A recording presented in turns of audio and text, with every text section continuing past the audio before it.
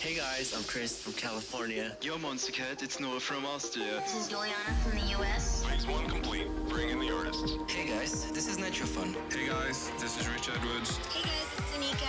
Family assembled. We have liftoff. That's a bad kitty. Welcome to the Monster Cat Podcast. A place where strangers become friends and friends become family. Taking you on a journey, this is Monster Cat.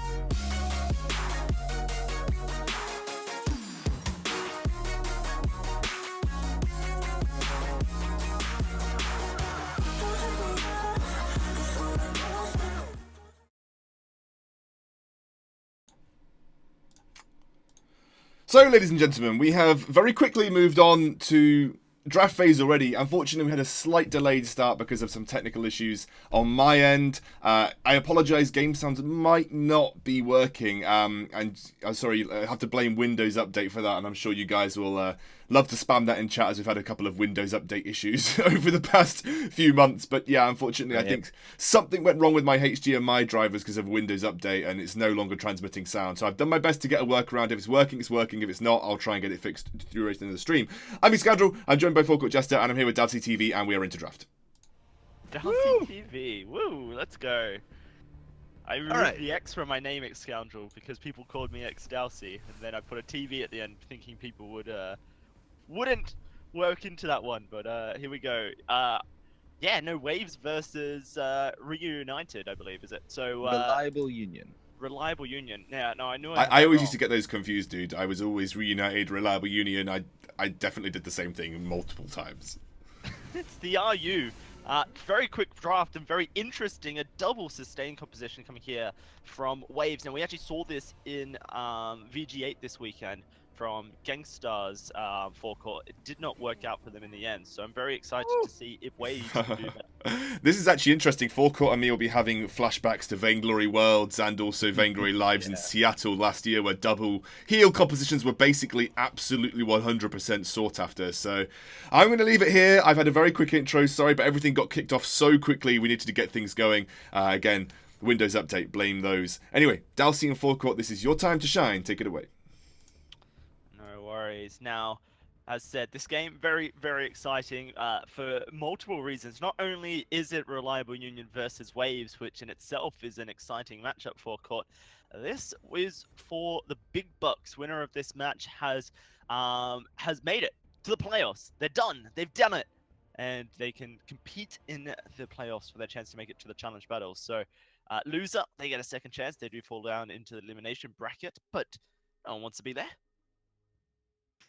Well, yeah, nobody absolutely wants to be there. But, you know, a little bit later on, we're going to see Team Queso try to keep themselves alive in that as well. But as we get into Wave versus Reliable Union here, and I'm hoping that stream is good to go, but I'll leave the host to that one. There's a little bit of history on this one, Dowsy. A lot of history with some of these players, and we're just going to take the next few moments, barring any kind of big aggression from either side, because the draft getting a double healer, I'm not expecting Waves to really go too far with this one. I really do expect them just to kind of do their farming, keep up, and, you know, find that nice little power spike 1 to 2 items down the road. But Wave, now this is a little bit before your time here, Dazzy, but Sasiska is actually an ex-Team Snow member. Team Snow was made up of things like Bastion, Waldemar, big names, PT Lamb, for example. He was out there as well. And these guys all kind of broke up last year. There's a little bit of drama. They formed into some separate teams. We saw players go to various different VG8 teams, but Sasiska is captaining this team of Wave, which is a fully Russian team. These guys don't really speak English that much here, does he? This is a fully Russian team, and they intentionally wanted that way. And so Siska is kind of the big veteran of this one because he's been in around the scene for a while. Yeah, no, I truly understand keeping the language clean in your communications. It's a big thing over in CSGO, especially in Europe, that teams of differing nationalities tend to not perform nearly as well as teams of one nationality, purely just due to the immense amount of communication necessary and the lack of communication that can bring. We're going to see a fight over this Elder Treant, and it is actually stolen away by Eyes. Goes in for a bit of poke damage, but Mini McFly is not quite there in time to follow up, so it's not going to be too much of an affair. But Elder Treant does go over to Reliable Union in the end, and we'll have to see, though. Waves, you know, I'm definitely very aware of the double heal composition and how prominent it used to be in previous metas, but those times are gone. We are in an entirely new world of Vainglory forecourt, and as kind of showcased in the matchup between Gangstars and I believe it was Tempo Storm, the new 101 team, they just weren't able to get the damage going. Now, that was a massive issue. You saw Xenotech on his infamous Black Feather building into some more utility rather than sustain himself. Usually a Black Feather goes Serpent's Mask first, but it's like, well, we got double sustain. Do we actually need extra healing from it? And, you know, it didn't go for it. But it just felt like they lacked damage comparatively to the more damage-orientated team that Tempo Storm were running.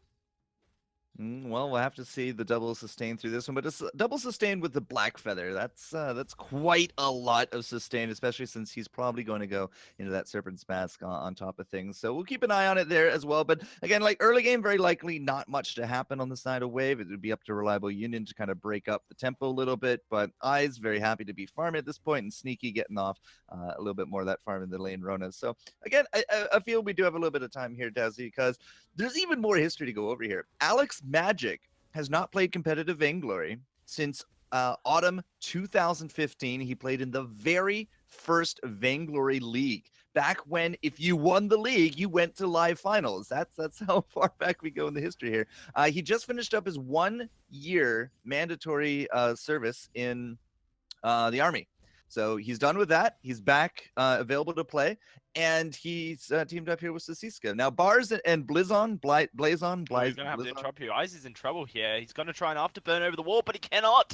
That's gonna be Sasiska picking up the first kill, trying to get away, but Sneaky will run him down. That's going to be Sneaky with a return kill. Sneaky got the Poison Shiv, which can kill the sustain, and it looks like he's going to find a second kill for Reliable Union as Mini McFly able to get the last hit onto that one. Poison Shiv, that's probably the main argument against double sustain or triple sustain if you include the Serpent's Mask as another fight happening in the lane. Yeah, poor Blizz. Going to be walking away because this is a new item. This came out just after Worlds. This is something that was kind of crafted in the lair to kind of combat double sustain compositions. Yeah, absolutely. And feel free to interrupt. I definitely got lost in my history on that one. But yeah, first item there for Sneaky. That's a pretty fantastic pickup. There is not going to be a Serpent's Mask first for him. May go down it later. That's going to be an engage onto Alex Magic, but he's able to get away from them. When Sneaky's not around, not able to dive straight on in due to the Bright Bulwark and other circumstances, that's when the sustain will go off. The mortal wounds will not affect it. For those who, for some reason, are unaware of mortal wounds, it cuts healing down by half, I believe. At least I'm aware it cuts it by half. Perhaps it's a little bit more according to some magical mathematics I was being talked to about once upon a time, but we have to see how it does play out. We are going to see the Serpent's Mask though for Sasiska first, which is the thing that Gangstars decided not to do due to the fact that they already had so much sustain. I kind of feel like that's possibly where they went wrong. They actually went Shimmer Steel first item on Xenotech just for the... did he? Okay, yeah. Try to stick to him. Even though, like, yes, you don't need the sustain because you've got Lyra and a Dodger, it adds so much damage. I would have wanted to see, if you're going to go anything, perhaps even Breaking Point, just for at least for the weapon power it brings. All right, so 2-1 as a little bit of that skirmish is now settled down. Looks like we're kind of going back to the farm, but a little bit of harass from the Mini McFly. Just a little bit. Yeah, just a little bit. It's okay. I was curious to see if we were going to see a dive there or not, but I's just not really in position. So Sita's out for blood. Look at this. He is. He's wanting to try and find a fight. They're not going to be able to do so. They also don't clear that scout trap that was envisioned for them due to the flare. And so a bit of extra vision sustained there by Reliable Union. See if it means anything moving forward. All right, so yeah, that's a little bit of history there for Wave for you. We want to call him Blizon. What do you want to call him? Blizon sounds good to me. Blizon, all right, yeah.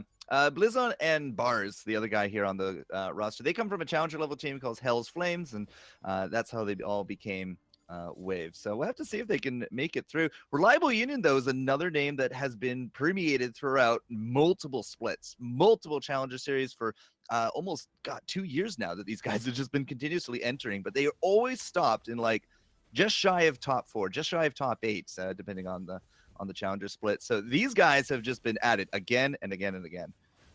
Yeah, no, for sure. And as said, this means a lot for everyone. This is the 4th round, I believe, in the tournament, which means that this is the final round of group stages. Winner of this match qualifies for the playoffs, which are happening next week, where they can fight for their chance to make it top 3.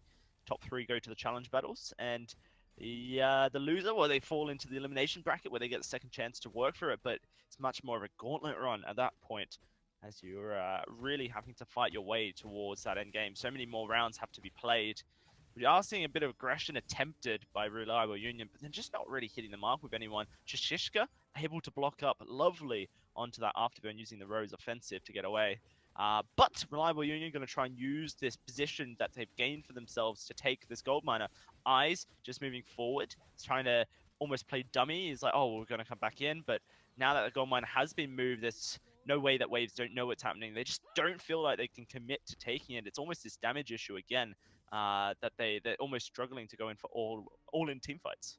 Well, there's a little bit of a lack of power from them right now. Like, we have one item here on Blizon. So Siska is going to be looking for that, I believe, his breaking point next. He's built up into the attack speed. He has that infusion. But the big thing is what Alex Magic just picked up, that Atlas, right? That Atlas is going to be a big game changer for these fights. So that's going to be the Atlas there for Alex. So he's 2 item with that fountain. Blizon here as well. gets himself, his one item, maybe a little bit more, item and a half, call it that, with that spear. But he also has that infusion to go with Sisiskas, and he has a reflex block on top of that. So now, if there's going to be a fight, I do think that Wave is in a much better position to deal with it, because Sneaky is going to be the big guy, right? You slow down those auto attacks. He has no reflex. So if you hit him with that Atlas, those mortal wounds are going to take so much longer to come out. Yeah, no, I can see that happening, but they're struggling. They're really struggling. Reliable Union are struggling to get engaged due to the way that Waves are playing this game. They're just playing so far back. They're waiting for power spikes on this Adagio more than anything. And if Engage wants to come out, there's 3 people that can be shut down with a single bright bulwark. And if Alex Magic is able to time that, then that's fantastic stuff. It also feels like Waves. They just don't want to fight. So if a fight did break out, they did get caught. Well, they might be in a bit of a bother. We'll have to see. But this is going to be a siege attempted by Reliable Union. Okay, well, they got to really commit with their melee presence. I mean, it's not much of a siege if you have to get real up and personal with it. Yeah, definitely the issue that they're facing here. Now, we did see like a triple melee composition come out of Cloud9 in one of the first weeks. Maybe it was the second or third week of Split 1 even.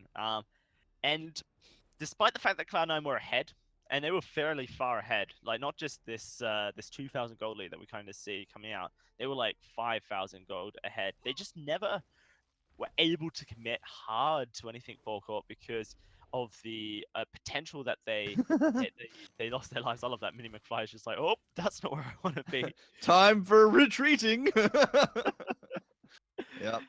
Kind of found everybody there. He tried to put down that scout trap, but it did get popped. So not really the best out of that one. But yeah, as we continued on into the mid game here, we're again just looking for more power spikes at this point, and it's really up to Reliable Union to get that engage, right? It's really is up to them to make it work, because the double heal, they're very happy to be on the defense. They're very happy to just sit here, heal up each other, especially at a turret. Makes it almost like a 4v3, right? So any little bit of advantage Reunion can take at this point is going to be to their benefit. And as long as Wave is happy to be bottled up here, then yeah, you can take jungle, you can do rotations, you can take gold miner pretty much for free. Not entirely too sure if Sisisco is having issues there, but it looks like he is moving again. He was off the map for a few seconds too long, I think, but he does have that breaking point now there as well. So again, like, we're getting comfier and comfier here with the double heals, whereas Reunion might have wanted to take a little bit more of an early adventure here, but so far they haven't really found much for their trouble.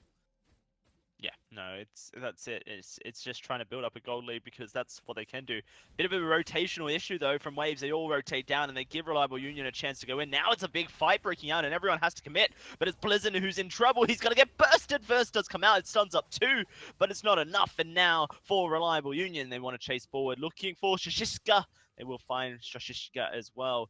And that's going to be 2 kills going forward, maybe even a third as Alex Magic gets caught. Yes, he's down. A double comes forward for Eyes and Ace as well. And they're going to get a second turret for their troubles.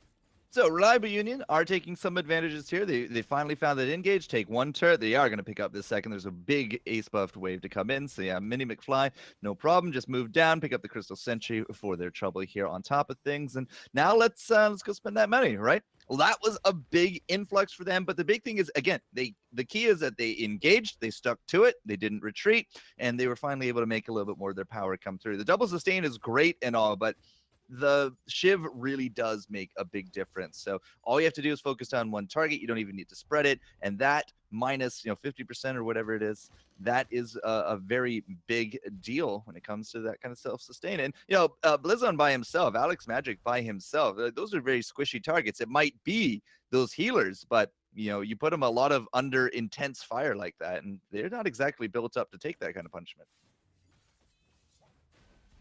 Well, another fight being broken out here, and Alex Magic in a little bit of trouble as he gets knocked away from his team. Passage won't do anything. They've rooted down Blizzon. Shishka doing his best to try and find a kill into Sneaky, but Sneaky's just sustaining with his own life still. Will finally go down, but Shishka's now in a 1 versus 2, and there's so many ways to lock down this Black Feather. Knock him up against the wall, knock him up Impale. It's just so hard for Shishiska, but he's making it work somehow. One more punch. No, not enough. He gets the shield from the on point. Mini McFly charging forward, looking to try and do it, but there's the execute. Shishiska able to find it, and then finally Mini McFly gets the kill. But that is it. A 3 for 2, and it will be Reliable Union taking that fight once more. Whew, well, okay. Apparently, I hit another button. What is going on today with Vainglory? Not a fan. I don't want my gameplay on YouTube, bros. It's cool. Don't worry. All right. So, Mr. Dowsy, yeah, like taking those fights, I would expect Sasiska, if he really wants to curb down some of that self-sustain there from Sneaky, look for that own poison shiv, right? Go for the double life steal. Oh, poor Alex Magic as my client caught up. I'm sorry about that one, Dowsy, but Crystal Sentry is going to be out here as well. Sneaky's just being really effective so far against this. Yeah, no, they are. It's this issue that the double sustain is all well and good, but actually it lacks a bit of damage. It lacks the burst potential that we kind of see come into some team compositions. You know, Eyes, he's that burst in the CP glaive, utility glaive, whatever you want to call it. Whereas Sneaky is your sustained damage. Sneaky, with the poison shiv, he curbs the potential to actually get the sustain out there. Shishiska hasn't built a poison shiv of his own, which means that Sneaky's sustain will continue through the red mist and whatever he wants to do. Now the Kraken purchased. I just went to the shop and purchased a Kraken forecourt. Dude, tell me how to do that. I need that for my solo queue. It's going to be pushing down the lane here. We'll have to see if there's anything Waves can do about it. All right, so Sneaky, 2.5 items, looking for some of that armor pen. He has himself a metal jacket on top of it. He really is the point man here as the pushing are happening. Yeah, they're trying to dive on in here, trying to get some damage down. The Crystal Sentry, just about to make its way into the jungle. Shouldn't bother anyone. Oh, okay, never mind. Reliable Union, they want to take it whilst Mini McFly falls back. This turret is going down, and the Kraken's still very healthy. Fountain to keep Shishiska alive, but he is impaled. No one there to really get on top of him, though. Turret goes down, and Alex Magic going to play the Atlas Pauldron, but it doesn't do much against Rona. She's still red mists all over, and it doesn't slow down that damage whatsoever. This turret now under fire, Shishiska. Everyone's very low. There's a chance to start some execute trains, Hoenn. But Sneaky and Eyes are going onto Blizzard, and they're going to find the kill as well. Looking for that final turret as Shishiska dives onto Sneaky. Can't quite get the damage down. Shishiska dead. And the ace will come through for Reliable Union. And once more, we see double sustain in 2.0 plus, failing to really hit the mark. Yep, that poison shiv really is a needed item here on the fold. The double sustain comps were absolutely ridiculous in the past here, Dowsy, but that curbs it down a good bit, I'll say. It also feels like the whole team here from Wave just a little bit kind of underprepared, I think, for the damage outputs that came out. I mean, there's definitely a lot of positioning forward where like Blizzon, he gets caught, or even Alex Magic, right? He's just that much farther forward. He's the one that gets knocked around. He goes down first in these fights. It limits your Fountain. It limits your Atlas. And we did finally, get that Atlas. I just never really saw it used in a very effective manner. So I don't know. Alex Magic, back from his 1 year of military service, used to be a pro hockey player. Competition is in this guy's blood, but I'm not entirely too sure about Vainglory for him right now. This is some harsh words, scoundrel. I tell you what, Forecourt, that was pretty brutal. that was pretty brutal. Alex Magic. All he has to do is impress me next game, right? One game for Alex Magic, and Forecourt's already reeling out the chain gun and mowing him down. Hopefully, just get impress me next game. That's all you got to do. Okay, my friend. Okay, just gonna make sure that impress Forecourt. He hands out your Vainglory license. That's how it works. You don't head down to the center of SEMC to play Vainglory. No, you just have to impress Forecourt, and he'll authorize your account to continue on. Right. So, we're going to be jumping into this next game, guys. Dowsy, what exactly happened there? It was a really aggressive triple melee composition. What was the issue for Waves? Why couldn't they really do anything about what the Reliable Union squad were throwing at them? The two reasons, and I think I covered them, and I stick by this. I'd just like to reiterate these reasons for me, Dowsy. Yeah. Poison shift. You might have covered them.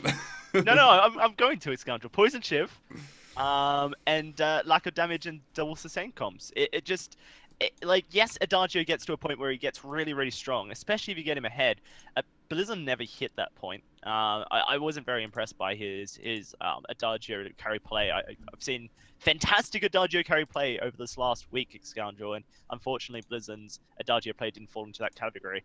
But, Poison Shiv, it shuts down sustain so much. It's not actually hard to get the Mortal Wounds down. You can attack minions and then attack people, and then the Mortal Wounds applies to them. It's not like you have to attack every individual person 3 times and they get mortal wounds. No, once you've got the Poison Shiv applying mortal wounds, then it applies mortal wounds. That's how it works. And so it's very easy to start stacking those mortal wounds onto everyone. And it cuts down the ability, the thing that made the double sustain so good. There was also no hard CC, and so much hard CC on the side of Reliable Union. You had the Glaive, you had the Lance, and on Waves, the only CC they really had was a Versa Judgment. Absolutely. We are going to be jumping into the next draft phase already, ladies and gentlemen. Overlays fixed, sorted, ready to rumble, and a Koshka ban straight off the bat here for Reliable Union. An interesting one, but I guess has some merit.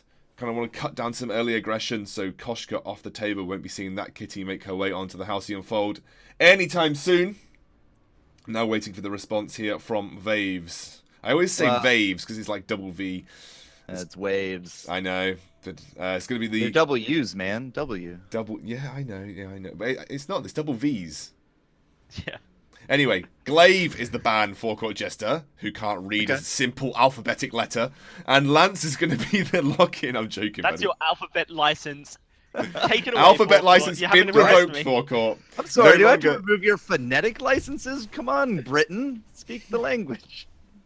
It looks like a W, so therefore should be a W. But because it's 2 V's, I always want to say Vaves. It's not like you Americans actually understand how to use a U. Oh, I call you American, you're Canadian, so... I have used in many words that Americans don't, my friend. I've attacked the wrong race, I'm sorry. This nationalism. Man, oh man. All right, Caster Blitzfest over here. No Lyra. Let's cut down on the casual racism between Forecourt and Dowsey. This is a forward-looking stream. Anyway, Rona and Ozo locked in for Reliable Union. They are running this triple melee. They just say, you take the Glaive out, we'll replace it with an Ozo, no problem. Bangarang practically does the same thing as Afterburn anyway. And now we're looking for the response from Waves. It's going to be the Cruel here. And that's going to be the Adagio Vox Cruel composition. And Reliable Union practically running a cookie cutter of their same composition last time. Gentlemen, now is your time to shine. Somehow figure this one out. See you later. I actually really like this from Waves. The Cruel will shut down Rona's damage a lot. If he just goes straight on to Rona, applies weakness stacks, keep them ticking, then the Red Mist, well, it doesn't actually hold as much effect. Of course, Ozo will bounce around, and there's not much to stop Ozo from bouncing around either. No ways to knock him out of that aggro bounce. So that is the only issue I see realistically here for... well, I say there's no ways. Like, there's a First of Judgment and there's a From Hell's Heart, but it's very unlikely you use those to stop an aggro bounce. It would have to be very split second decision making, because like that banger, that Hell's Heart, you typically have an idea of what you want to use it for. If there's a bangering in the Ray, well, I'm not entirely too sure that would have been intentional. But at the same time, as we get into game number 2, Reliable Union up against Waves. Sneaky. Let's talk about Sneaky, right? He played Rona. He's playing Rona again. They said, okay, don't worry, we can actually deal with this. I don't feel like they dealt with it. I really don't. Like, Sneaky basically had free reign. The Atlas, the use of it, unfortunately, is not very effective to keeping him down. The Poison Shiv first into that Sorrow Blade went very kind of just well for Sneaky. So coming into this one, there's just some more history here for you, Dowsey. Sneaky's actually ex-Team Secret. He was listed on their sub as a sub on the team for the longest of times, left to join Mouse Sports last year, and now you can see him fielded here as a free agent in the Challenger Series. Yep, no, and like you said, it was very difficult to deal with the Rona previous game. That's where Sosiska is going to come in here with his Cruel and look to try and shut down the damage that can come out. Blizzon on this Vox has already got himself the Book of Eulogies, which says that he's going to be going down a sustain Vox build, which should also help shut down the healing that Sneaky is able to output, as well as shut down an Ozo. Poison Shiv is one of the best items for shutting down an Ozo. So, yeah, no, this is a much better like composition from Waves for dealing with reliable Union's cookie cutter comp that they've brought out.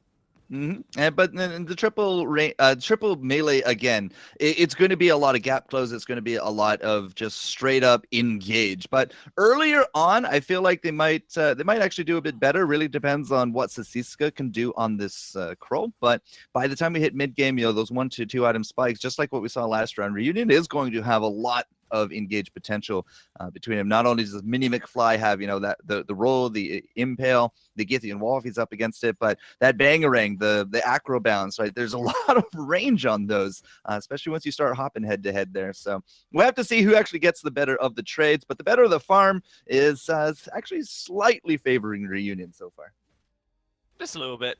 And if it continues, it's a little bit turns into a lot, right? But what Blizzard's doing here is allowing Sneaky to kind of have a bit of free reign in the wave. He's not wanting to push it. He wants it to be very safe. So, it's just keeping back and allowing it. But a bit of a fight in the jungle here. So Siska once more looks to steal away some camps. This time, though, not able to. And actually, Alex Magic's in trouble as he gets engaged onto nowhere for him to go. Does dodge away from the impale, but it's just his life being prolonged for half a second as Siska is like, oh, whoops, I don't want to be here. He's actually going to try and charge into the enemy jungle, but he's just been spotted by a scout trap. He's recalling, but he's going to have to go deeper if he wants to escape this one. Everyone's here. Oh no, he's going for the farm. Okay, this might as well. Scary. I guess way more economical. Eyes spotted, right? So it's like, okay, well, Eyes isn't there. So what's Mini McFly ever going to do to me? Well, if they're going to chase him down, A, they're not farming, and B, they're chasing. But if Sasiska can pick up farm and they're chasing, it's the best of both worlds for him. So Sasiska will get popped, and there's nowhere to run. He just tries to finish the treant. Actually, he's looking for the kill to Eyes. He's sustaining this. What? Okay, does go down in the end, and that's going to be a return kill to Alex Magic. That was strange. I don't know what to say about that. For now, you, man. Mini McFly is under fire as Blizzard tries to find the kill. Sneaky's going to dive on top. Won't be able to find anything, though. Almost at that poison shiv point now for Blizzon, whereas Sneaky hasn't really gone back and purchased much damage, just the boots and some armor as well. So, yeah, no, this is a very strange start. Once more, an impale misses as Mini McFly goes blind. Doesn't the force back. Right. Oh, I should have just danced. Okay, Sneaky poison shift first. It's now complete. We'll have to see if Blizzon wants to kind of do the same, or if he is going to be looking into that Serpent's Mask first for that sustain. But, first items are coming out. Eyes also has that Aftershock. Yes, he picked up the kill, but he also did die for his trouble there. And he's just waiting for the farm. They had some fun. Like, you saw just the incredible range that an acro bounce can cover, right? You jump on top of your allies, you get to the front of the queue, and then you have the range to land on your opponent's face. That's, again, big potential, I feel, to turn around a lot of these fights, right? You can even queue 2v3, look for a fight, and Eyes can just kind of come in towards the end there, especially on a retreat, jump from head to head, be in the midst of everything, perhaps even do a cleanup crew, because with this crystal, his burst is going to be pretty significant. It will be. You're right. I guess that's where Blizzon's Poison Shiv tries to serve some purpose. He does go deep. Blizzon takes a big bank of burst, and Alex Magic just heals him straight up. We do see the Storm Crown completed for this utility crew. Likely to go into a breaking point. Perhaps an Aftershock if they need more on hit, but I'm not entirely sure if that's necessary. I guess Aftershock... Actually, no, I think you would go Aftershock purely through its health depleting ability. There's a lot of 15%. Right, on Reliable Union. So the Aftershock could come up huge just to try and take down some of these big beefy heroes. Maybe. We already got one there on top of Eyes, so I'm not convinced we're going to see one on anybody else. From Sasiska, yeah, but I'm not convinced we're going to see one on anyone else, like, at all. Like, Sasiska, very late game, maybe, but I don't know, like, a tank Kroll, I think, is going to be more required here. Just keep Blazon happy. Well, we will have to find out as here comes Eyes straight on into the mix, going for Alex Magic, trying to get down the sustain, but he's taking so much damage in return. The silence will go forward. They've stunned up Mini McFly. That's going to be Mini McFly falling to Alex Magic. I don't know. That's a really hard. You say Alex Magic 4 times, 5 times very quickly in a row. Go for it. Alex Magic, Alex Magic, Alex Magic, Alex Magic, I'm Alex going to have to Magic. interrupt you. I don't know why you're talking over this team fight here, Forecourt, but Blizzon is going to fall down to the aggro bounce. Rolled And now so Alex hard. Magic is in trouble as well. But he's able to get away for now. Sneaky dives forward to try and complete the kill. So Sister's going to finish off. And now Sneaky, he's going to try and find his way out of this. I think Siska's got this, personally. But we'll have to see if he can chase down into the fray. Will slow, so no, he won't be able to.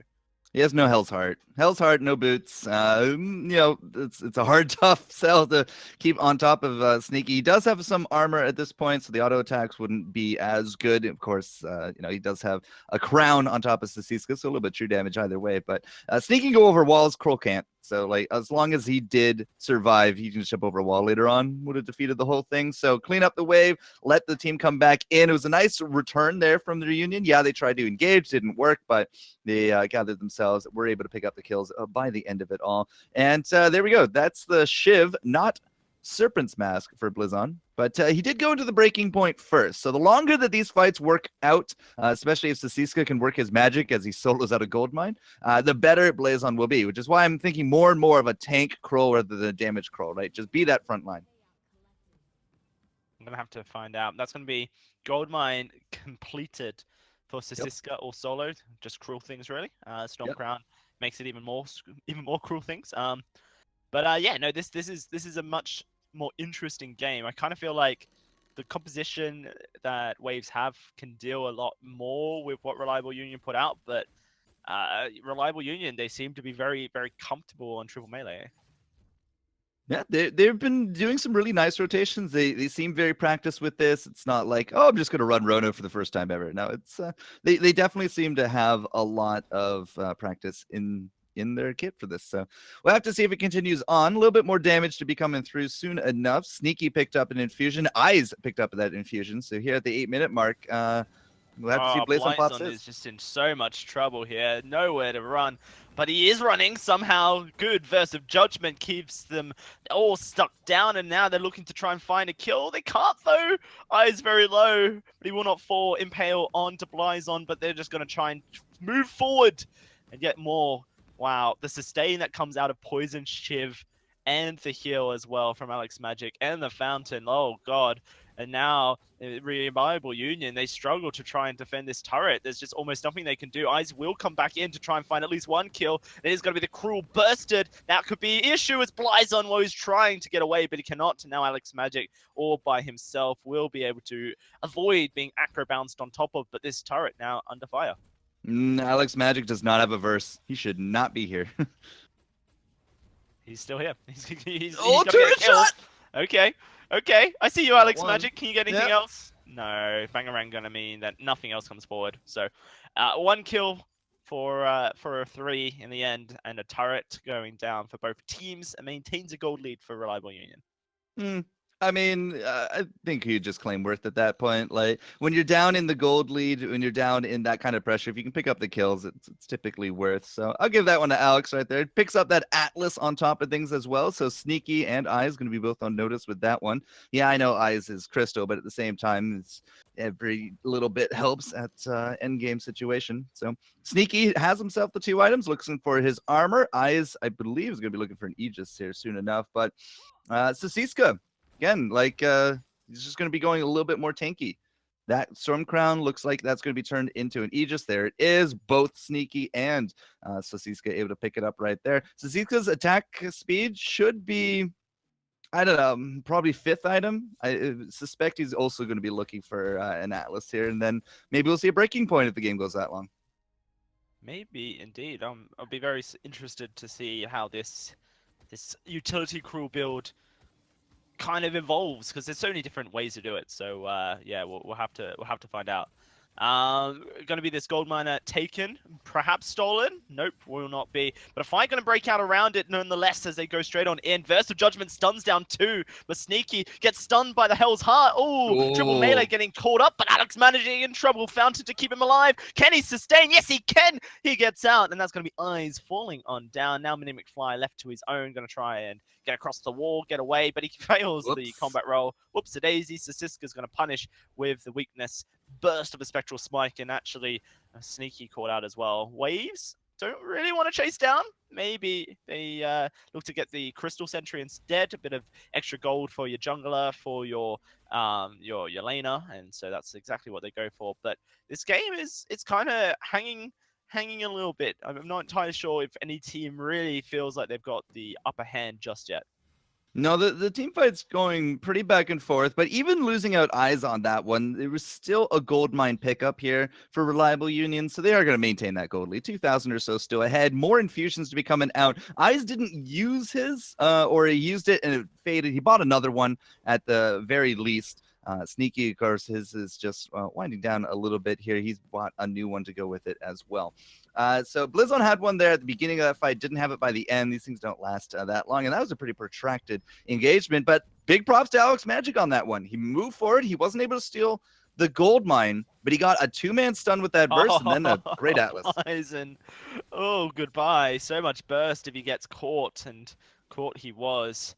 He was just a second too late. That's huge now for you Reliable Unions. They're going to look to try and punish and take down this turret. Cisco in trouble. He is able to shield through it for now, but will he forever? No, he does eventually fall. That's going to be Alex Magic now taken on down fairly simply, as the ace will not come through. He's managed to buy time. And actually, they're going to lose Eyes in the process. The turret falls, so it is still, once again, #worth in all chat, but it is once more, the potential for Reliable Union is all about whether or not they kill Blizon very quickly. Well, it's still worth. Yeah, I mean, as soon as Vox belted, Reliable Union really pushed forward their advantage. They made it work. They eventually got the kill on Cisco. They eventually got the kill on top of Alex Magic. Yeah, they had to give up the monkey, but that seems to be the recurring theme, right? Like, Eyes goes in deep, gets the damage done, pops, but it's still net worth coming in for Reliable Union. They've also started really decimating out these turrets here as well. I mean, we're down to the choke point, and that's a lot of safety net here for Wave. If things start going south for them and they want to retreat, there's a lot of chaseable distance now. Certainly is. Bonesaw. Looking like it's going to be the next item for Blizon here. Interesting. I guess it makes a lot of sense. When you have melee, usually you build defensive, and everyone's got armor. So actually, the Bonesaw should be able to eat through that armor fairly consistently. Another fight looking like it's going to go out. Blizon once more rooted. Oh god, he's going to be in trouble as everyone dives forward. Bangarang will be blocked, but can he escape is the question. Sonic Zoom, the Acro bounce, the Impale, and it's all done and dusted. That's going to be a second kill as this crew eventually falls to Siska. Never says die, but unfortunately die he has. Alex Magic, the last man standing once more, almost a recurring theme here. And that choke point turret you were talking about doesn't exist anymore, as Sneaky is going to take it down with a couple more auto attacks. Might have just been better to wait around for Kraken, then look for that engage instead of looking for one just before it. And again, have no safe retreat, right? How far did we chase on that one? Eventually Bison, as I'm being told is his name, that's an I, not an L, drops. The Cisco eventually drops there as well. Alex Magic is still taking up the time of Mini McFly. I mean, eventually he is going to drop as the collapse is coming in, but yeah, there's no ace. That's the only upswing on this. They lost out turret. They're about to lose out a ton of pressure for this Kraken, and this could be a potential game ending 2-0. Yeah, no, and if it is, then that means that you've been lied to so hard. That means that wait, no, that's not true. I'll double check. I want to make sure. Yeah, no, that means that this Waves team, they do fall down into the lower bracket. Or the elimination bracket, they get to fight for their lives. It is an I forgot to capitalize the B. So yeah, no, Bison, my bad. But come on, guys, names. Let's get them right. These casters, man, so noob. Such noob. They can't tell the difference between an L and an I. God. Is there actually a different on the fonts? No, there isn't. Yeah, Who knows, man? All right, so Kraken has come through. Alex Magic has respawned, but again, 2v3, no turrets for the retreat. There was really, it would have to be a very do or die Kraken steal, and even then, with a push with the ace buff minions, you probably still don't win the trade. So this is do or die time. Like Wave, they've opted to go for the defense. They've all respawned. We don't have that double Atlas. The Siska did go into the breaking point first. I still maintain damage is not their problem. It's trying to survive here and keeping Bison alive. Could call. But it's not happening, right? He's just getting rushed down. I feel like you're right. If Blindzon survives, then they have damage, but Siska's not actually a threat whatsoever on this crew. And I would have loved to have seen him with the Aftershock just be a threat that they sometimes need to focus down. Here's once more the Bangarang. That's going to be Blindzon knocked up. This Kraken doing the work, but Eyes may just lose his life in the process. Impale doesn't connect. No, it does, but he's still able to jump away, and all this time Sneaky's taken the base. That's going to be a 2-0 nice and stuff from Reliable Union as they're going to push forward into the playoffs. They have made it here for Court, the first team on stream to do so. All Siska needs to do is survive. He survives, he gets the weakness stacks. He can have up to 15 of them on this team. Like, they're all going to be right there. And you win the game from there. But Bison, unfortunately, just not survivable enough, not against this triple just melee meltdown. The other big thing is Alex Magic, again, he made some good plays, but he never got into an Atlas. Like, you can see some cooldown reduction there to go with that Fountain and the Atlas, but he also went Journey Boots. And I do feel like that the Crucible was going to be kind of very big for Bison, because then you have your Aegis, you got your Crucible, that's Bangarang gone, that's a very clutch Impale, et cetera, but didn't really kind of get to that situation. So lots of kills going for Reliable Union, and big news for them. They're finally into, that top 8 spot. They were looking for it last time. They've been looking for it every time to get to top 3. And, this was a great way to get into there. 2-0 over a veteran team. Yep, no, absolutely. Incredible stuff. They looked pretty consistent there. Didn't really break their composition trend, Scoundrel. Perhaps that's something that their opponents need to consider is how do we deal with melee? Well, while we've got the items up here, why don't we just take a look at Alex Magic and give a thought as to why Crucible wasn't built. That's exactly what I was just echoing, my friend. Like, it's why Journey Boots? Why? Yeah, a lot of that build path didn't make much sense to me.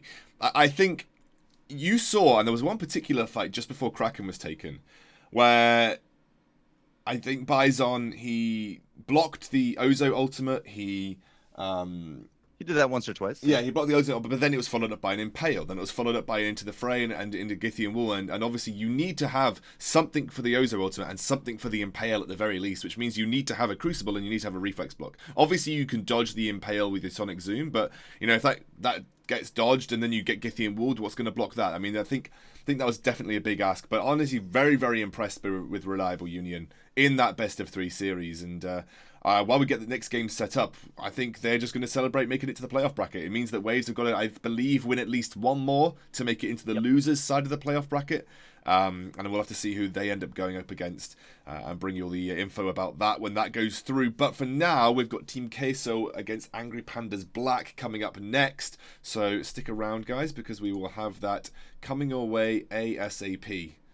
And we'll go to a quick 10-minute break. And when we're back, have that amazing series. Everything pretty much sorted. Solid. Overlays fixed. I'm not muted.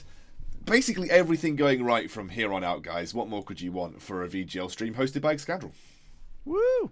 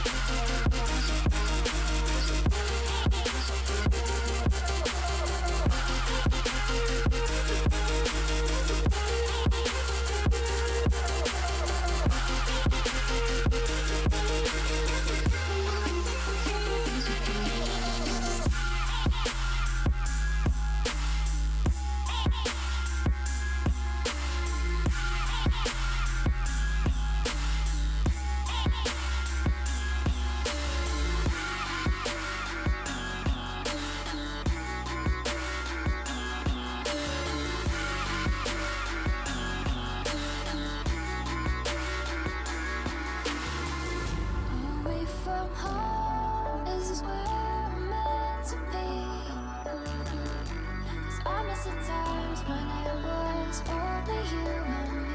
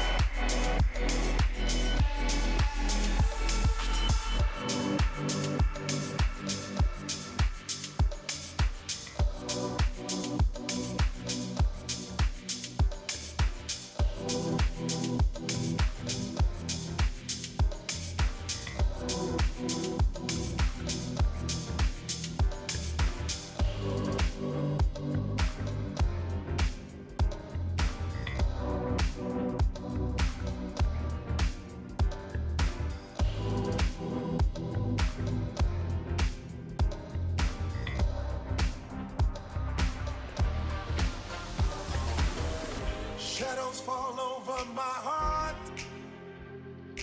I black out the moon. I wait for you to come around. You got me dancing in the dark.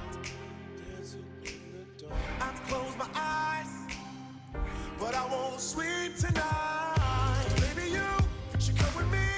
I'll take you to the dark side. Me and you and me, do bad things in the nighttime. Baby, you should come with me, and we can kill the lights, hit the lights, let it black out, hit the lights, let it black out, oh.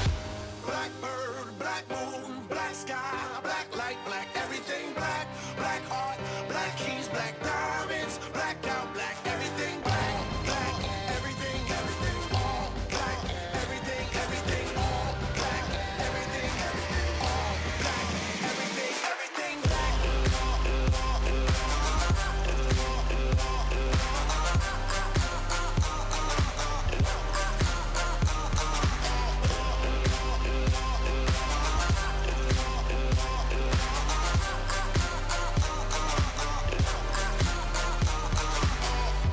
In a nocturnal state of mind, children of the night, but it's the only way of life. It's black holes pulling me inside of this black heart, the black soul underneath this black sky.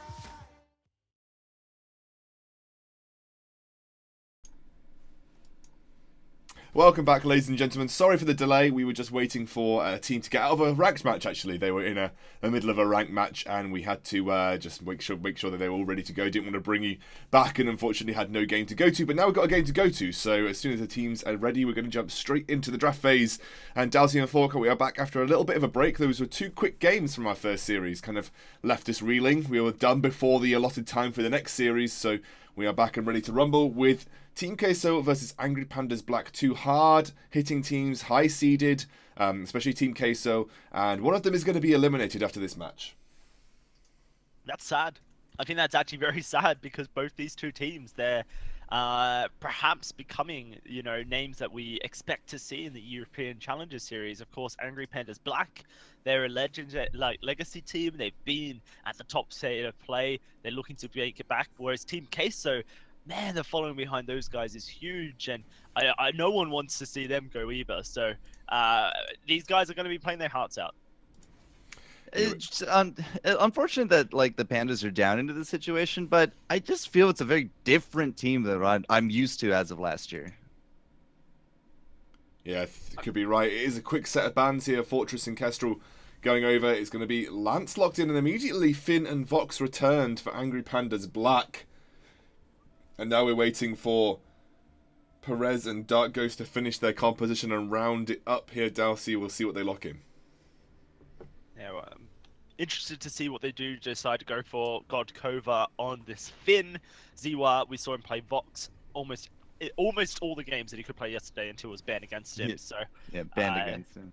Yeah, I'm excited to see. Maybe we'll see Alpha come out for PeterNet as well, and we can kind of get a rematch of that attempt last night. But it does look like Gwen has been locked in here for Amano, and now we're just looking to round out the composition, just trying to debate what kind of CP jungler we want to bring to the Halcyon fold. Petal now locked in.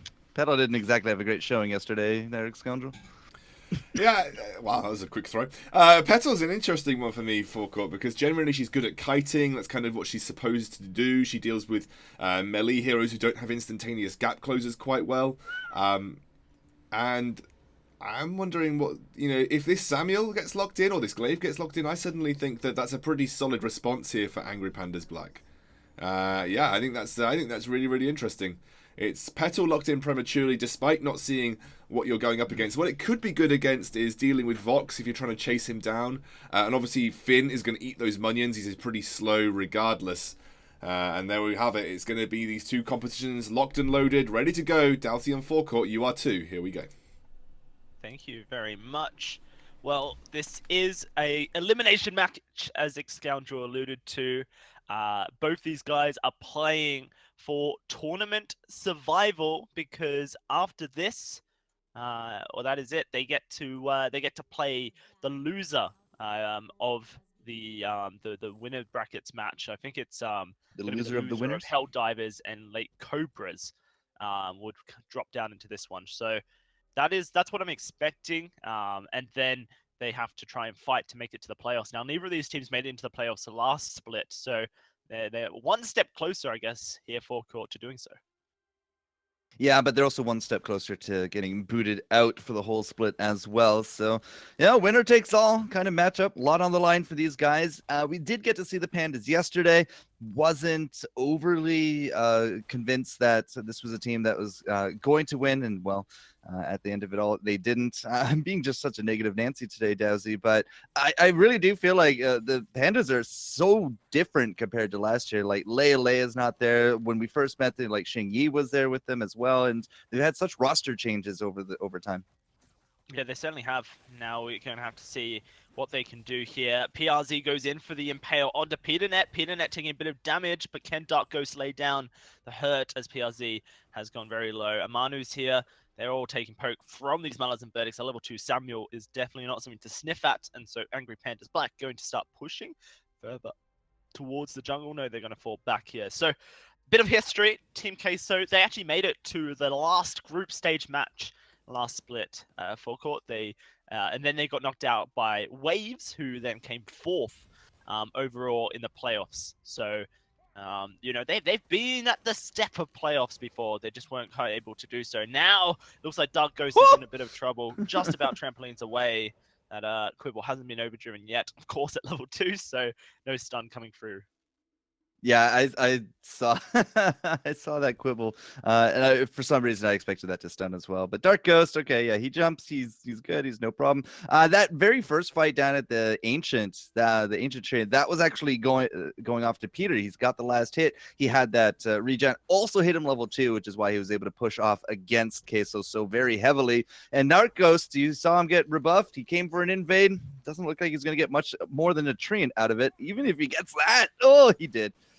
Yeah, now they're looking to turn this fight around, but they just can't deal with this Samuel from PeterNet at all. PRZ is going to split from the group. That seals his fate. He goes down for first blood into Ziwa's hands. And Angry Pandas Black, they did actually compete in the previous split, but they got knocked out very, very early into it by another, a team that I haven't heard of personally. It doesn't mean that the players there are unknown, but this is more, I guess, of a showing from Angry Pandas Black. Yes, it's a different roster. Of course, it's a different roster from the roster that we know and love for Court. But only one of these teams can progress to the last stage of group stages, and then even then, one of those teams that play in that match will be gone, eliminated. Amano Jaku picks up that first item. Tension bow. Double Impale Zero are in trouble. Good Giphy War from PRZ as Dark Ghost dives forward to try and find more damage. I doubt there's going to be another kill here due to the fact that they just clear out those Munions. Now Dark Ghost gets pulled in, but PNet rooted, maybe a little bit caught off as PRZ able to find another good Impale. Two good setups there. And this is kind of, I feel like, where we're at with this composition here from Team Queso. PRZ's ability to find Impales, Giphian Walls is going to be so huge for actually securing kills. So, sticking around up against Attention Bow Gwen with PRZ on this lance that has 2 points into that Impale. here at level 3. That's yeah, that sounded like it was a good idea right there. 2 kills to pick up from that one. And again, like the 1-2 punch worked out very well. PRZ able to land the impales, Manu Jaku able to follow them up. And yeah, Dark Ghost was there. He wasn't actually part of that second kill by then, because as you said, the onions kind of took a break. They were dead in the ground, had to regrow. But Manu Jaku, like that was just perfectly timed aggression to capitalize on the fact that he had picked up that power spike. Yeah, absolutely. Goes back, gets the tension bow, comes in and lays down so much pain. Again, we see Angry Pandas looking to put pressure onto Amano here. I guess one way to counter the early power spike of a tension bow is to bully the Gwen to very low so they can't look to fight. But Dark Ghost has just got a Frostburn, so the chase potential now on Queso's side is pretty damn huge. Yeah, it absolutely is. You pick up that Frostburn, you slow everyone down. PRZ with the great impales. You got that tension bow. Very likely tension bow into the Sora Blade that seems to be on the menu, and just could be another kill here. Yeah, they're looking for it, certainly, but Amano takes huge damage to the process. PRZ does not have fountain. There's no fountains, in fact, available to anyone, so everyone's a little bit careful. But there's a huge impale onto Peanut, Polite Company, and the Quibbles, but they're blowing up! Spontaneous combustion! Not able to find any kills, though, but everyone on the side of Angry Pandas Black certainly feeling a bit of hurt, as he was told to stick around. The siege isn't done yet. Protector contract goes out, but Amanu's taking so much hurt. He's trying to turn it around with his pension bow, but he cannot. PeterNet looking for a kill, but he hasn't found one, and he's going to get blown up by the pedal as well. All right, finally that level 6 showing some good stones there from Dark Ghost, able to get at least 1 kill out of it, but Team Queso were really riding the line on that one. If one misstep had kind of occurred right there, who knows how many of them would have dropped, but they juggled out the health very well there as well. Protector contract from PRZ came out pretty huge on top of things, and now we have a fountain for the next fight. So again, early aggression is starting to work out very nicely for these guys. They keep pushing forward, they keep getting these kills, and little by little they're pulling ahead 1,000 gold and counting, and they might even find Ziwa. Might be able to if he was to be caught, but he's not. No one really looking to actually find him there, and so that will just be a treant stolen away. But this is a pretty explosive game for many reasons, I think, between these two teams, and I'm really, really excited that we are seeing a bit more put on the line here. You know, yes, this is an important match, and sometimes for court, when we see such important matches, teams like to turtle up. Both teams, in fact, like to turtle up. I think it's okay with one team turtles up, especially when they're behind. But when both teams turtle up and then just nothing happens, that's a little bit frustrating, because really it all comes down to who got one good team fight rather than who played the game better. And that could be frustrating to watch. But both these teams are putting on the line. They're both grouping up. They're both wanting to actually make plays and try and catch the other one off guard. Well, whoever wins that team fight played the game better. Duh. That's the game being played, yeah, sure. We just picked up infusions though here. Amano Jaku and Dark Ghost. They are really itching for another fight. Like, you can see PRZ. He's just looking for this angle. We have that aces high here as well. PeterNet did pick up his first item spike though, as well as a fountain there for Godkova. So it's not like they're totally defenseless or outmatched at this point. But if PRZ lands it, oh, it's a bit too far though.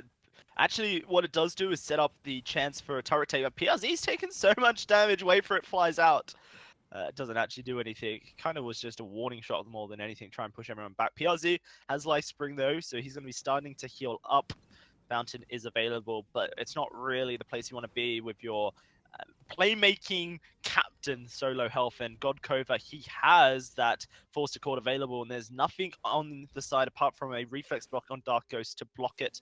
PRZ going to fly on in, look for an impale, not quite able to find one onto a prime target. Godkova's going very low though. Fountain flies out. Oblivion puts some to sleep, but no one, just minions, and Godkova's going to lose his life in the process. They take down the massive tanky Finn that would have been protecting Angry Pandas, and now they look to take down this turret as well. Nothing to stop them. Impale doesn't connect. PRZ pops the fountain. He's being focused by Ziwa, but Ziwa will fall in the end, and now PeterNet has to run. He's solo on energy. That's his last Malison verdict thrown out there, but he does get a bit of energy back from his passive, so he gets a second. The Frostburn definitely helps. What's he purchased in the spot?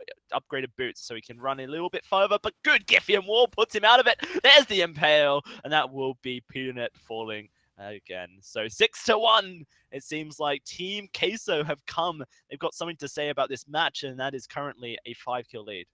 They've itemized early, they've pushed early, and they've kept that 1,000 gold lead. They've made it almost I call it 3,000 gold and counting. Turret is out of there as well. Now, to the Pandas' credit, there was no ace, so there's not really too much more damage that's going to be done here, but like there's a full gold miner there. The jungle's now getting cleared out. If Queso takes another fight, that's going to be another 1,000 gold into their pockets minimum. With that gold miner probably going to be getting a little bit of attention. You pick him up now, you give him 4 minutes, you can pick him up before the Kraken there as well. Again, the timing works out pretty beautifully, and that could just be, again, just more getting ahead here from Queso.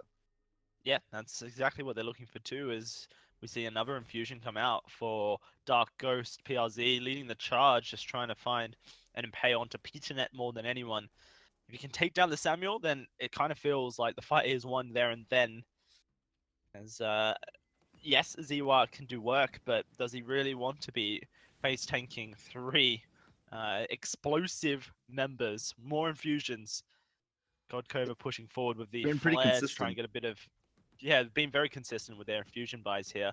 So they're really looking to make this early game work, and now PRZ misses the impale onto PeterNet. Manu pushes, but not going to look for an engage. They're just going to fall back, allow PRZ to heal. And Drifting Dark used there as well. I'm still curious that Queso is actually opting to not throw anybody down to start the gold mine. Like, they just got some pretty decent cooldowns out of the Angry Pandas, but nope, they're going to find PeterNet. Yeah, impale and blown up. Just so much burst available due to this petal and this Gwen. Now the gold mine are going to be taken. There's not much to stop it. Perhaps Godkova goes for the miracle forced accord still, but no, he's not even going to attempt it. Decides it's not worth, and that will be the gold even more going Queso's way. 24,000 to 20,000. So pulling ahead. I guess you kind of mentioned it, Forecourt. They're itemizing early, and Angry Pandas Black are itemizing late. So where do we go? Like, when does Angry Pandas build come online?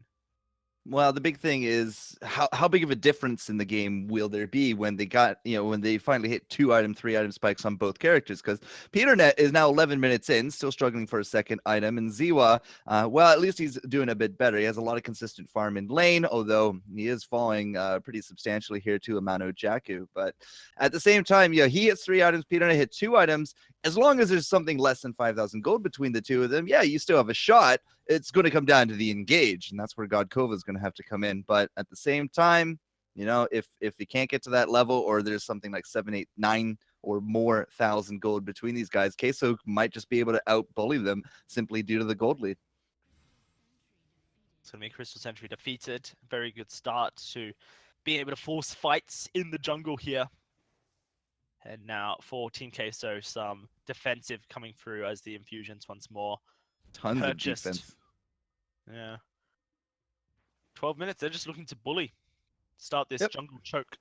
Godkova going to be the main target here as PeterNet spotted, and Dark Ghost trampolines forward to try and lay down some damage. But the minion wave's not with them here, so there's not really any turret siege potential until they push it up, which is exactly what they go to do.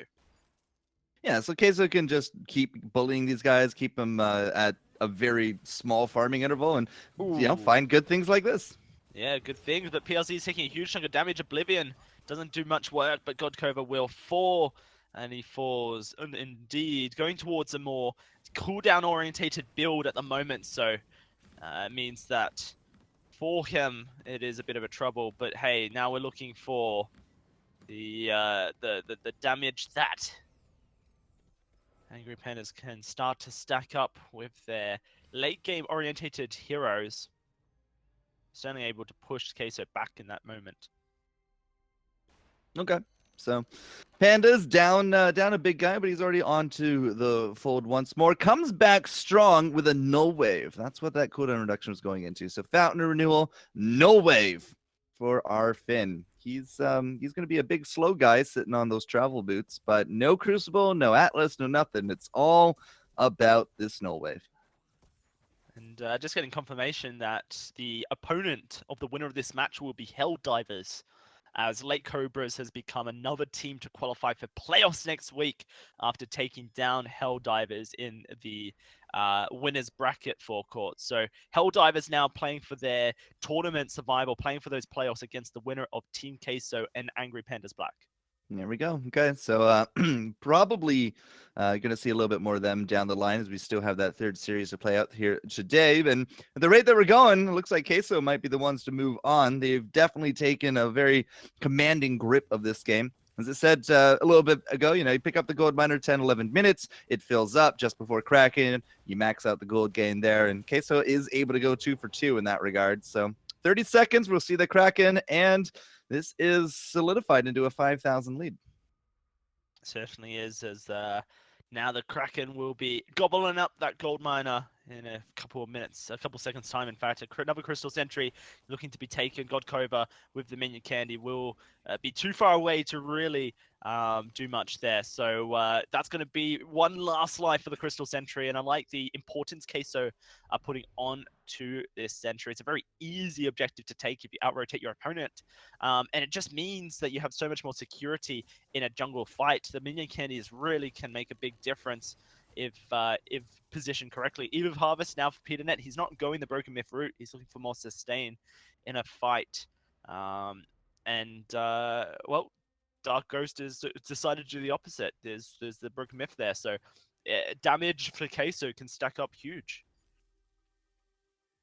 Well, yeah. Godkova, like, you play around the Finn, you have a lot of defensive options, right? Usually, at any rate. He has no Atlas, no Crucible this time. He just has that Null Wave. The Null Wave could be a game changer if it lands, but at the same time, the Finn will kind of work against you because Manu Jaku is just going to be able to, build up on top of him. And now Dark Ghost with that Broken Myth, he's just going to be building up stacks and stacks because Godkova very likely, again, going to be the centerpiece of the defense. He's also big, he's slow, and he's an easy target for these kind of things. And he's also walking right into them.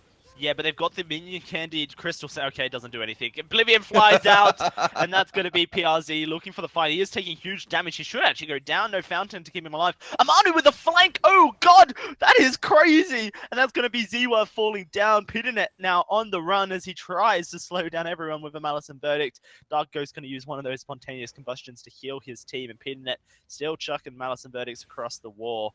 I like the idea. I can see what Godkova is trying to do here, and yeah, I saw what he was trying to do as well. There's just so much burst on the team of Queso that they can blow up a Finn. The idea of the Null Wave Gauntlet is that you throw it over on top of PRZ, and then the Forced Accord or the Oblivion should hit because the Crucible will not be available to block out one of those two abilities, and the reflex blocks can only block out one on the individual carries. So the logic is there, but the lead that Queso have is just meaning that even though there's a good thought put into the itemization, the lead just completely makes it null. That's the power of money right there. If you're like a full 2 items ahead, 6,000 gold, 7,000 gold, you can call that a full 2 items ahead at that point. You can almost just bully out a better comp like this. At the same time, like Godkova, where are your flares, man? You just keep walking into these teams. It's not doing the Angry Pandas here any good when it comes to these team fights. And it's almost like in the very beginning, you just panic hit all your buttons, right? Get off that fountain, get off the Null Wave, and perhaps it's not the most ideal of times, but you're just trying to survive. The big tanky Finn panics a little bit right there, and well, you can see the results. Crystal Sentry will go down. 2 ultimates used by Angry Pandas, and nothing really gained for it as Team Queso just run away. They do have that Forced Accord if they want to try pull someone in. Pandas did use Null Wave as well. Oh, there it is. Forced Accord onto Dark Ghost. Apply to company, pulls him back. Quibble's overdriven, and it is going to stun PRZ. Wow, Queso just walking away. They don't care.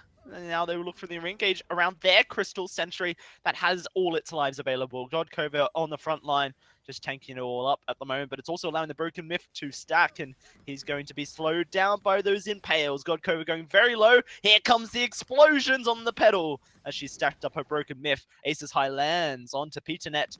No kills so yet, and Ziwa, he feels pretty comfortable charging forward, looking to try and get some damage down. The fountain keeps everyone alive on Queso, and there's the null wave, like you mentioned, flying out. But man, they're not able to hard commit to a fight. Unfortunately, Angry Pandas, just due to how far behind they are. Use of their cooldowns is kind of putting them at a disadvantage here as well, Mr. Dowsey. It's they threw out that Oblivion and the wait for it, got nothing out of it. Threw out the no wave, got nothing out of it, and they chased and couldn't get anything out of it. Like there was just no centralized point right there. They have to really play around Godkova, but they also have to have follow up to follow the hook. Can't just throw it out willy-nilly like that and expect to have something happen magically. Yeah, lots of like wombo combo abilities, set up with the wait for it, pull them in, Oblivion on top of where you pull them in, the Quibble keeps them down, right? Like there's just so much wombo combo available to Angry Pandas, and you can see that Queso is starting to respect the fact that the wombo combo exists, but yeah, they haven't found success yet, Angry Pandas, and Queso at this 20-minute mark, 10-1. We'll be starting to worry that this game is about to tick over into the 20-minute mark, and late game is starting to seem a bit more viable for Angry Pandas. But at the same time, all it takes is one decisive fight from Queso, just one kill, and they can take the Kraken and push into the base. All right, PeterNet, third item, PeterNet. No, okay, fair, fine. Not third item on the Crystal Jungler here. 20 minutes in, he does get himself the infusion, which is, I guess, good enough for now. But Z was 3 items with the defensive. PeterNet's in a little bit more of a worse position, but as they do regather, this Kraken is getting stirred up by Queso. Do we have a flare? We do. All right, so here they go. This needs to be a fight from Queso. They can't afford to fight for the Kraken around the Kraken. They do disengage. Oblivion misses. PRZ is going to start blocking things up, and Angry Pandas, they want to keep this Kraken active. No, they're going to let it disengage, keep its health bar going. There's the Impale onto Godkova. PRZ is going to dive forward, knocks PeterNet against the wall. The spontaneous combustions will slow and hurt. Wait for it, dodged, or just missed, you could say, and a good trampoline plus the Crucible will keep Dark Ghost out of that forced accord. Those are the ultimates down. It's a 20-second on the Oblivion and 30-40 for the others.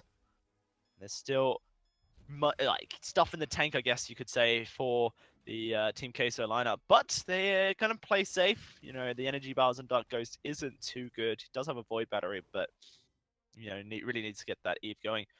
I would have actually liked to have seen Angry Pandas try up and take that Kraken there, but when you're this far behind, I also don't know. Really make calls like that.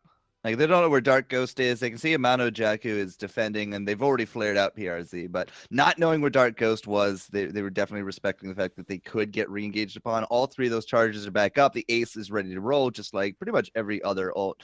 And the No Wave is there as well. So here's the re-engage. Yep, they're going to be looking for it. This is a good place for wait for it to fly out, but can they get the ultimates going? Ziwa, force accord. That's going to be the Oblivion coming out. That's the wombo combo we're talking about. And the kills are going to start going Angry Panda's way too. And it's just Amano Jakku left to try and run away. You can only block 1 because of so much wombo combo. And Angry Pandas finally make the composition work. Going to try and take this Kraken as a reward. All hail the mighty Panda. They finally got some follow-through, Dowsey. And they're going to get themselves a Kraken for their trouble here on top of it. So not quite an ace. This minion wave up here, not going to be making a big dent into that turret, but they should be able to pick up that first one and second one pretty easily here. That's also some good cash here for PeterNet. Can he finish up into third item? No, I don't think so. It's just going to be more infusions. But Ziwa re-infuses, no problem. He has himself some armor. It's going to be double defenses for him. And Godkova, he's into that Atlas. He's into, I think, treads? No, not quite treads. Still on the travel boots, but big amounts of money just went to these guys. Yeah, huge. That's the issue. Yes, there's reflex blocks available to Amanu and Dark Ghost, but they're going to have to be so point on it. PRZ's also got his own. They've started to realize, wow, there's 3 ultimates we need to block. We have to block all 3 of them. There's only 2 reflex blocks available. Oh, no. Oh, it misses, but PRZ does freeze out. There's the Oblivion. This time only going to put PRZ asleep. Maybe it's just enough for now to try and get these guys off the turret so they can take it. Looks like Team Queso want to fight, though. They're trying to take down the Kraken. They're looking for the burst damage, but Angry Pandas have done their job. That is 3 turrets taken with a single Kraken. They're going to be very happy about the amount of gold that's just swung their way because, yes, once the gold hits 40,000 forecourt, I personally go, well, gold doesn't mean anything. But if you look at how different, like it means a little bit, but it doesn't really mean much. The difference now though is 3,000 between those teams. Like this late game composition that Angry Pandas have drafted is now at late game and is ready to go. Yeah, we went from 7K down to 3. We went from 5 turrets standing down to 2. It's actually a little bit of a turret lead now accrued here for the Pandas. Their late game finally kicking in. PeterNet finally has third item. Ziwa into the metal jacket on top of things. And there's the treads we were looking for Godkova. Like, big level ups just happened here for the Pandas. So the big thing is, can they win it again? If they win another team fight, they're in a spectacular situation to make use of their late game. But Team Queso, they're just saying, okay, well, we made a mistake. The Kraken is down. That objective is gone. They're going to be trying to set up camp here. If they can get themselves a Kraken push, they can resume control. They are so technically ahead when it comes to the gold, the items, the infusions, all that jazz. But the gap has definitely come down a lot from the heights that it was at. Yeah, none of that means anything at this point for them as the force cord is blocked, but they're far enough away that they can look to just look for the re-engage. Angry Pandas is all on this Oblivion, and it is going to put one to sleep. There's the silence flying out. Hits one. Amano Jakku in troubles. Dark Ghost tries to escape. Siwa looks for the kill. And it'll be PeterNet to find it for his team. PRZ caught in the midst of it, and it is going to be him falling very shortly if Angry Pandas can get on top of him, and they will. Because Angry Panda has 15 breaking point stacks, and he will apply the damage like it is nothing. That is it. The late game composition trumps the early game composition. The issue of drafting early into a late game comp and then failing to close out is that the late game comp eventually catches up. And now we'll have to see with this Kraken spawning if there's anything Team Queso can do about it. And I said, going into this mark, if you're 5K ahead, it's manageable. But at the same time, it was Team Queso. They were up 7,000 gold, and they just weren't able to push advantage. So maybe I should start saying, you need a little bit more than 7,000 gold to make up for it. But, Godkova, had a great situation in the last fight to set things up. The no wave is definitely playing a little bit more havoc here with Team Queso at the end of it all. And the Oblivion combo, like the 1-2 punch, is finally starting to show some consistent results here into the late game. And there's a very good chance that Team Queso is not going to hold this defense. A lot of infusions to come out. We basically are at full item builds, even a little bit more Pierce here for PeterNet, but they go forward. If they get hit by this hook, then it's all about the Pandas to follow up. Even if they don't, that's 3 points into that forced accord. He's going to have it up in either 20, 25 seconds. So if he doesn't get it here, he will pick up on the return. There it is. PRZ gets pulled in. He's trying to escape. Silence is there. They can't use the fountain. Eventually comes out, but it's too late, and Amano is dead. In fact, it doesn't come out. He was still silenced, and Amano was dead. So there you go. Huge ultimates from PeterNet, and the No Wave Gauntlet as well, working out from Godkova. This is it. This is Angry Pandas just going to take the game right here, and maybe they look to pad their stats by taking down PRZ in the process. Good turtle from them, and they make their wombo compo work. Great stuff from Angry Pandas, and that is them going 1-0 up in the series. Yeah, they didn't even need that second forced accord. Like, if the first one missed, and it didn't, and they didn't get the kill, but they did, again, it just came up right now. So, even if they had to dance around the Kraken still would have been doing work. And if they really needed it again, I really think that Godkova putting the third point into that ult was a really nice way to end out the game because it adds that consistent pressure. It's not like you could just dodge it, wait a minute, because we're at the stage of the game where a minute is a long time. Like, you're dead for a minute, that cooldown's down for a minute. That could be potentially game changes, but they worked out. Angry Pandas, they get that they get the win. Queso, a little bit more on notice. If they want to go for this early game stuff, they gotta close it out faster. I think that's it. Is if you draft early, you get that tension bow and Gwen, and you are wanting to play early game, then you need to be able to win a fight. You can't just wait for Kraken and then play around that. You actually do have to get fight 6 Scoundrel. I do love the way you bring me back into the conversation, Darcy. It's always so eloquent. Yeah, Did you check that mute button? Check the mute button. I forecourt, please. Yeah. I have done it. I've not muted myself today. I've been really good. Excellent. Yeah, let's keep it up. I'm gonna get you a chocolate bar at Scan. Thank you. I really deserve a chocolate bar today, after the technical issues that the classic Windows updates put me through. definitely need a chocolate bar. Anyway, Angry Pandas Black there, finding that way to come back in. But I think a lot of the discussion should be around Team Queso and the fact that they had such a dominating lead. You had a Petal who had, a pretty significant lead. Once she latched onto the Finn, the Finn was unable to escape. You combine that with the slow that the Impale applies to Finn, because obviously he doesn't get rooted. They were consistently latching on and then getting those kills down. But when the armor actually came out for Vox, suddenly the Gwen couldn't get round the side with Skedaddle and get those big burst hits off with that tension bow build. She didn't build for the late game as well, like you said. She built Tornado Trigger and tension bow. She didn't even build Breaking Point, because I actually might have liked to. This is just me, Dalsy. I probably would have liked to have seen a Breaking Point there instead, because what a Breaking Point would have given her is that easy stack up when the Petal is Frostburn applying to the Finn. It's an easy stack on the Finn, and it gives you a late game out. You're probably going to have a similar damage output to if you had the Tornado Trigger, but she didn't have that, so there was no way to capitalize on stacking on the Finn. There was no way to capitalize on the team fights, and they just didn't seem to push it hard enough. They seemed to be wanting to wait for that Kraken spawn. There was a 4-minute period, I think, between 15 minutes and 90 minutes where they spent the majority of it baiting in the jungle when they could have been trying to be proactive. So again, I think that was just them letting it go a little bit too much, especially from that early game lead that they built up, and also the fact Dalsy and Forecourt, I guess. Thanks. I know, sorry, just because I've been having the conversation with Dalsy, I suppose. They had a Petal who had 2 items, and she got those 2 items pretty rapidly. And I'm pretty sure she spent the last 7 minutes of the game just buying infusions, because I never saw that Eve of Harvest or anything get completed, whereas Samuel had an Eve of Harvest and a piercing spear, and still managed to get those infusions on board. I think the Petal would have been wise to, if they were going to spend so much time hanging around, investing into items rather than infusions, and picking up the infusions when it really counted. Right. So yeah, I think that's a good point as well. I really was impressed by Queso's early priority on infusions, and I think that it really helped build up the initial gold lead that they created at Scoundrel. But you hit the nail on the head there. It's one or the other. You can't be doing both. You either need to be buying the infusions and then being proactive, sieging, getting turrets, forcing fights, winning fights, and then you get the items because of it, or you stop buying the infusions because you aren't getting these things, so then you have the late game damage. And yeah, I was looking at Amanu's build, and I was thinking, oh, you just sell the tension bow, maybe get yourself a monocle or something, a bone saw, because there's so much armor. I didn't even think about the breaking point, and who out of all captains do we kind of say is the easiest to build breaking point stacks on? Well, it's Finn. Yeah, especially against Frostburn too, slows, can't get anywhere.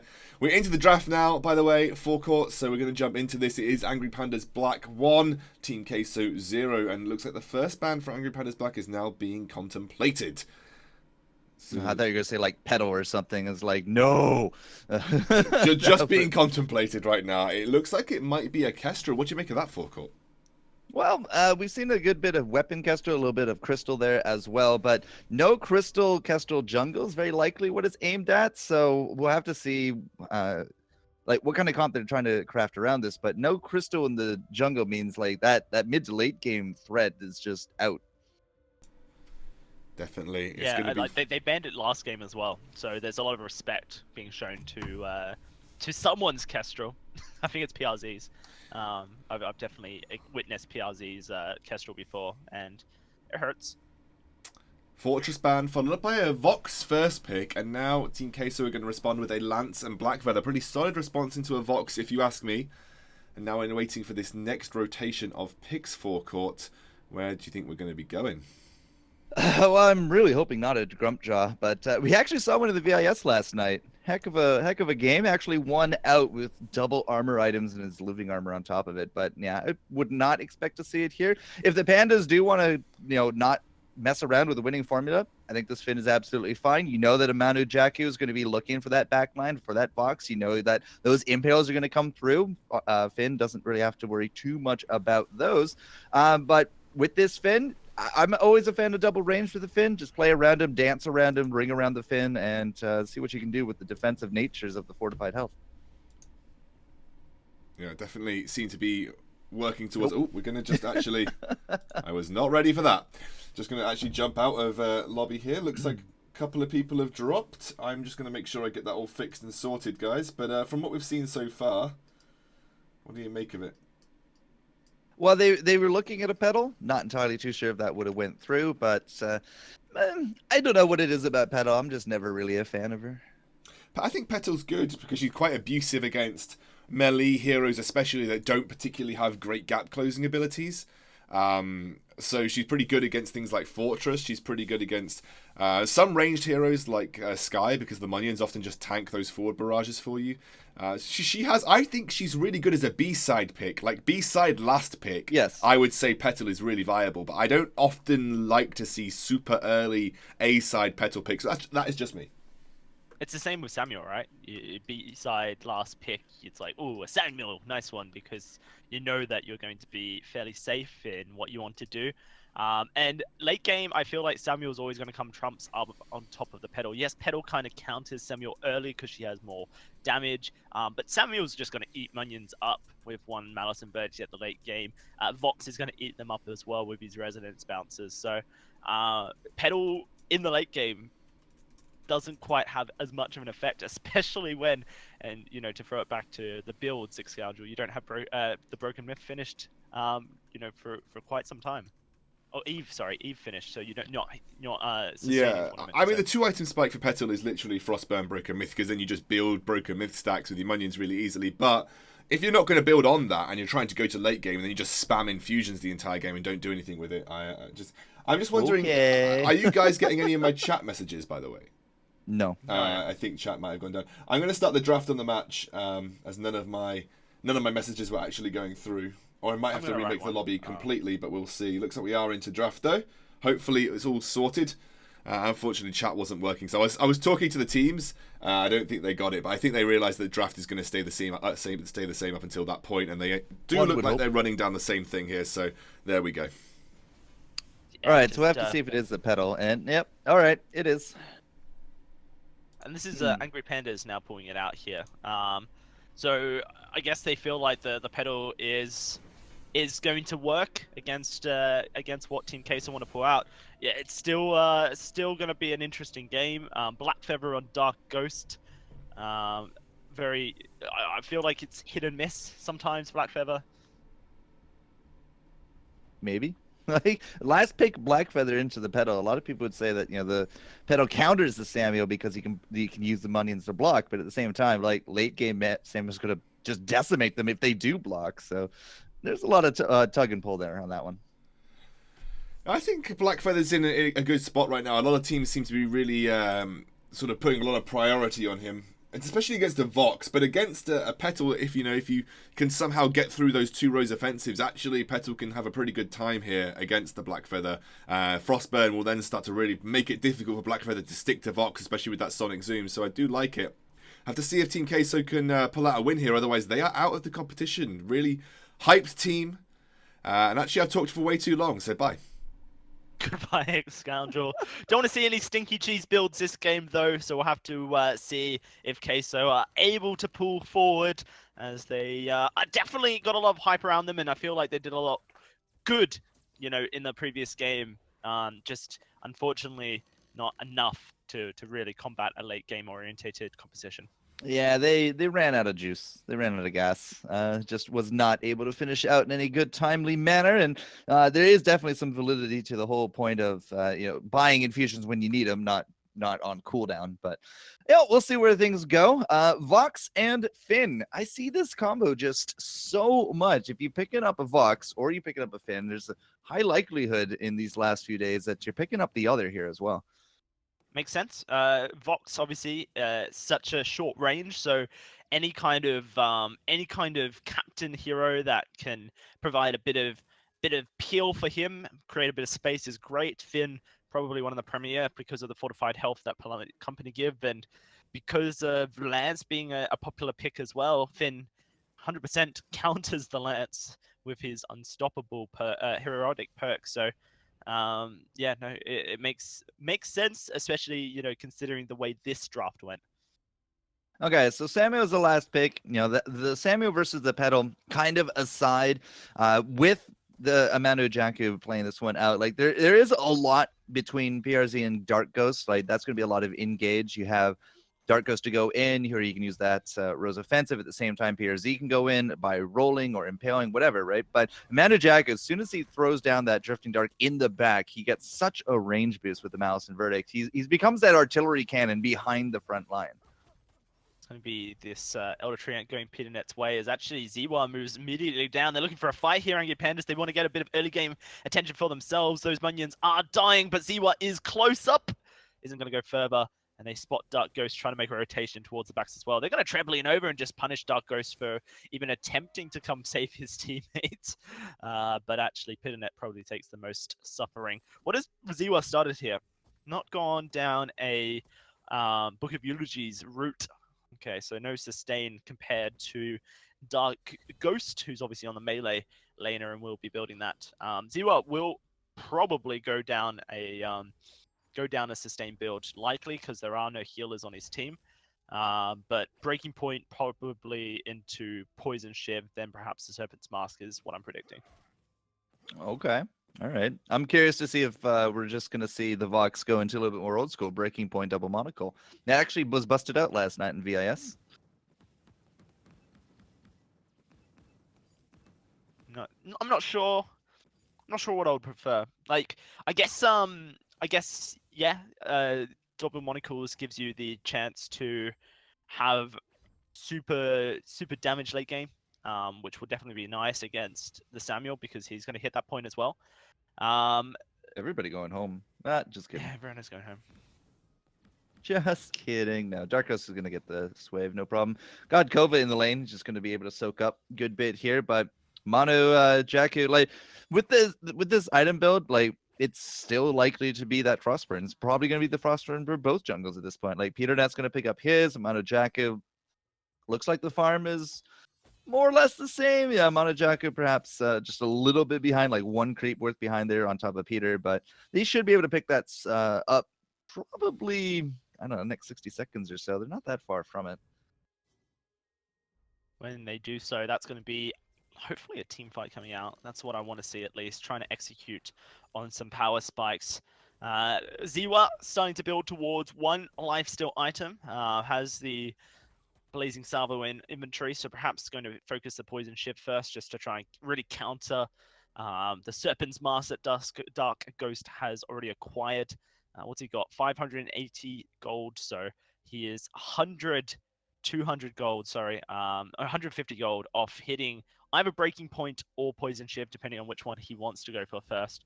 You know, now that he has already got Serpent's Mask, Dark Ghost, I would probably argue that Poison Shiv is likely to come out first.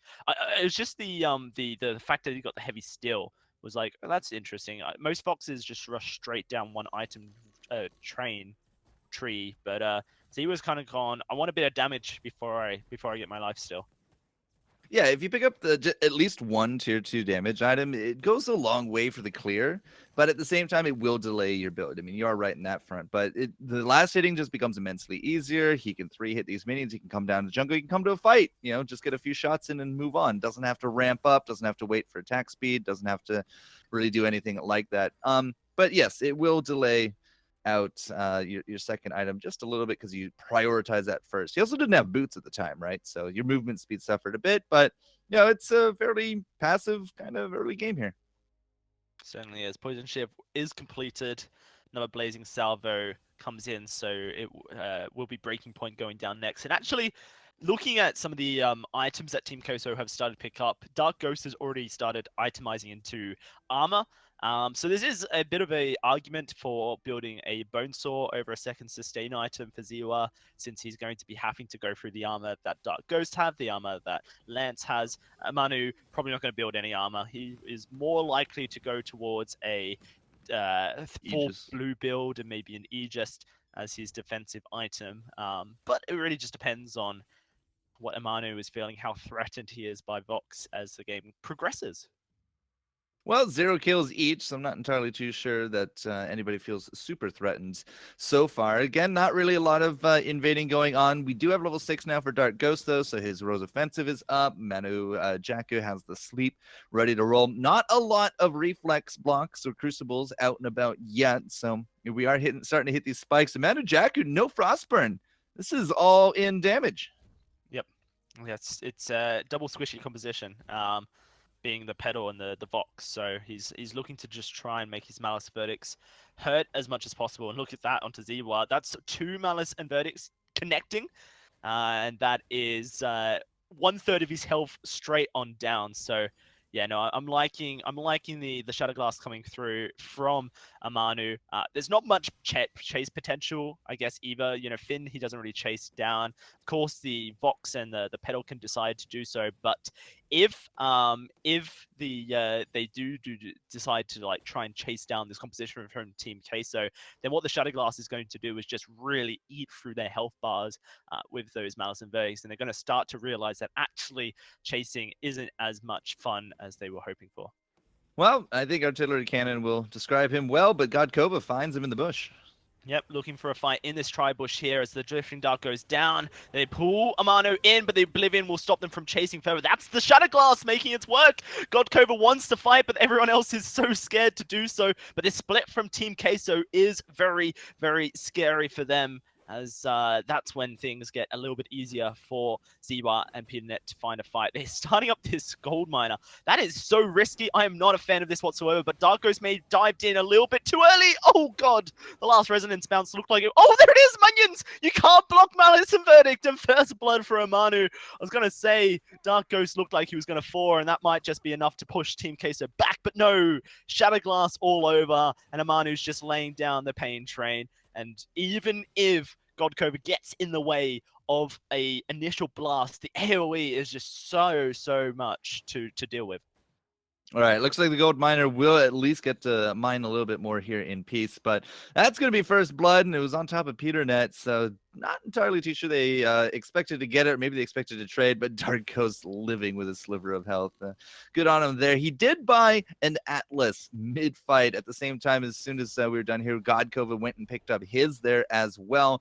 It looks like we're building towards that Crucible here for PRZ. So we are covering the basis from Queso. It's not like we're doubling up on the Atlas early on. Picking up the Crucible, having an Atlas on someone else means that PRZ can pick up his afterwards, and just a nice spread of defensive options here for Queso.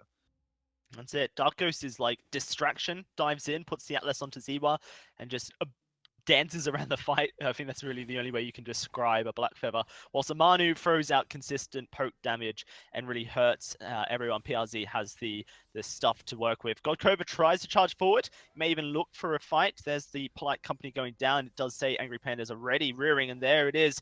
The Force Record blocked up by PRZ. So great itemization choices from Team Queso, as you highlighted their forecourt. And now we'll have to see if Queso look to actually try and turn this around. They seem fairly comfortable just farming up. It doesn't seem like they want to have a fight. They've got 1,000 gold on Amanu. He has 2 crystal bits, and so it doesn't really tell us where he wants to go. This is kind of the stage where you have to make the decision. Do I want the Frostburn, or am I going to go down into a Broken Myth? Do I feel like the Shadow Glass is giving me the damage to start stacking up? You look over at PeterNet. He has some shielding. Ziwa does not. There's shielding, of course, on Godkova, but it's not much. So perhaps it will be Frostburn coming forward from Amanu, but it really just depends on how threatened he's feeling that Angry Pandas are able to get on top of them. Well, if they want to end the game in the next like 6-7 minutes, go for the myth. I'm not sure it's a priority, just due to the late game priority. The late game presence Samuel has. But yeah, like there's a lot of things to think about around it, and what Team Queso build kind of says how they're feeling about their presence in this game. Like the gold is dead even. There's nothing much between these two teams. So if they build into a Broken Myth, which the items come forward, it kind of shows that they're feeling very comfortable with their current position of the game, because they're going for damage. They're like, right, well, actually, we don't need to worry about what Angry Panda is showing us. The Frostburn's not necessary to try and prevent fights. We actually can be the ones being the proactive team. I'm still not. So if they do want to end it earlier, like the Frostburn's not going to really help them out a lot in that regard. Like if you just want to fight, go for the myth, get the stacks, and end game when you have 9 stacks and a really good verdict and mouse situation. But I think just keeping on to the spear would be fine, or the shard. That is. He should go into an Eve then after this if he does want to go for a little bit more of a later game. Yeah, and you mentioned you've noticed the energy battery there, and it does seem like Amanu does want to get a bit of. Well, he wants sustain as both. well. Ultimately, it's a hard world as a Samuel. You want 4 damage items, but you have to choose so carefully which ones you itemize into first. And so Amanu going for a bit of a split there. Right now, Angry Pandas, we haven't talked much about them. They're struggling. Really, that's probably the only way to put it to find an in. Ziwa has gone down this sustain build. I wonder if he goes a 4th damage item because it's not going to dish out much damage, and you can kind of see from the fights that they've been attempting, they haven't really been able to find much damage either. Whereas this artillery cannon, as you've described, Amanu, is really starting to hurt. 12 minutes in, 1 kill. Has been it was almost a trade at that point there as well. So there's definitely damage built up on both sides. We're just kind of still looking for that one engage. The double lifesteal there for Ziwa, like PeterNet is sitting on item and a half. These crystal junglers seem to take their time picking up those items, but they don't nearly get the same level of farm as our laners. And speaking of 13 minutes in, Dark Ghost at 137. It's keeping right on top of that 10-minute mark. Break-in point completed now as well. So this is a very key moment for them. Okay, Broken Myth double completed as stacks. well. Yeah, this is Team Double Chase stacks. Fight. Double stacking items, and they're going to look for an engage here. Watch PRZ. Watch how he sets up. Who is his main target? I have to say it's probably going to be onto Ziwa, but Forster Cord flies out. Blocked. Well, not even hitting, but would have been blocked if PRZ anyone got caught onto. Ziwa takes a bit of poke, and there's the Impale. Doesn't connect. Will they look for it without the Impale node? They start to fall back. Broken Myth is up to 4 stacks. Namanu can stack onto God Cobra so easily. Like we mentioned, Finn, easy to stack onto 5 stacks on the Broken Myth, and he's just continuing it up. He does miss those malices, so it is starting to fall off, but every time he hits, that's the damage, and here it goes. The fight comes out. PRZ takes huge damage. Oblivion, though, going to stop the engage. Amanu, he's taking huge chunks of damage as well, and the Fountain will force everyone back, but the Broken Myth is up to 8 stacks now, and Amanu's calling for it. He wants to stick around and fight. It's just PRZ's so low, and unfortunately hasn't been quite hitting his Impales onto key targets. Godkova making a pretty godly play at that one, threw out that anchor, and they just all got close. Big quibble to stop that aggression. There we go. PeterNet's coming in. He's got a Broken Myth of his own. Frostburn going to slow everyone down. Quibble connects on to PRZ. He goes low, but he will be fine for now. Fountain, 26 seconds for Team Queso as the Fountain for Godkova is available. They're going to look for the engage here. They've locked down the pedal. They're trying to get onto Ziwa, and they're not going to be able to just yet as the Fountain is going to keep him alive for now. But Dark Ghost, going to get pulled in by that Forster Cord, and that's going to keep Ziwa alive as he ports back in this tri-bush. Team Queso, man, they're really going down to the wire with these fights, really trying to force the agenda. We're at 15 minutes and there's only a single kill on the board. Perhaps this turret is finally going to lose its life. Goldminer didn't get any attention there either. Kraken has come through. Finally a turret. Nope. Still going to live. It is definitely Silence hits onto all 3s. He's going to want to go in onto this fight. Fountain finally up and running. The Fountain, Oblivion goes out and it stops Pimnet in his spot. PRZ is so low. Ziwa up to 12 breaking point stats on this sustained build, and so healthy at it as well. They're going forward. They're looking for more, but all they want to do is really just push Team Queso off. They don't need the kills. All they need is to push them back. They get the turret. They equalize the... Well, no, the turret never went down, actually, on the other side of the... it was a rubber band. Yeah, it was a massive rubber band in position for Angry Pandas. Yeah, they thought that perhaps they were going to be the ones to lose out the first objective. Instead, they're able to counter push. We had just stayed a little bit too far forward. And Team Queso it's not an insurmountable lead. That one push has broken the bank by 1,000. But as they continue to go back and forth, again, like the defensive nature of Godkova, the defensive nature of this Finn healed up with this pedal, Ziwa with his own sustain, right? That is really proving to be tough to take down. Yeah, you know, Ziwa's not only got the sustain, but he's almost got his defenses going as well, building his armor up now to try and deal with Dark Ghost as he's prioritized the Aegis into Amanu's artillery. So makes a lot of sense. It means that not only is he able to sustain through fights, but he's taking a little bit less damage in the process as well. Amanu starting to stack up with these broken myth stacks up to 6, 7. Looking for more. That's a lot of damage that comes out with each Malice and Verdict. What Queso lack is, you know, the hardest of engage. PRZ, he's really the only member who can get in there and do the work, as Godkova on this this Finn is providing a bit of trouble for Queso. Forced to call flies out, blocked once more by the Crucible. They do have Fountain available, Queso, but they're going to fall back here as Amanu is all about out of energy. Really needs to get that Eve of Harvest going. Maybe an Eve of Harvest would have been the better choice at this point. Like, even with 9 stacks, he is not piercing that shield of Godkova. And he's really being that frontliner. Yeah, a lot of stacks are being built up, but it's not getting kills, and that's the big thing, right? Peternet has himself the combustions. At the same time, Godkova has himself just a lot of innate defenses as that Finn. And Ziwa with that sustained, like, maybe needed to fight sustain with sustain. Maybe we did need to look into that Eve. Maybe we did need to look into the Shiv here from Dark Ghost, because they are just slowly losing these battles. Like they start off big, they stack up, they try to, I don't know, burst, but it doesn't really look like it. And then Angry Pandas just turtle through. It's like, okay, now it's our turn. And they always push back, and might not be any kills, but it's definitely looking like a very defensive Pandas are slowly taking leads here.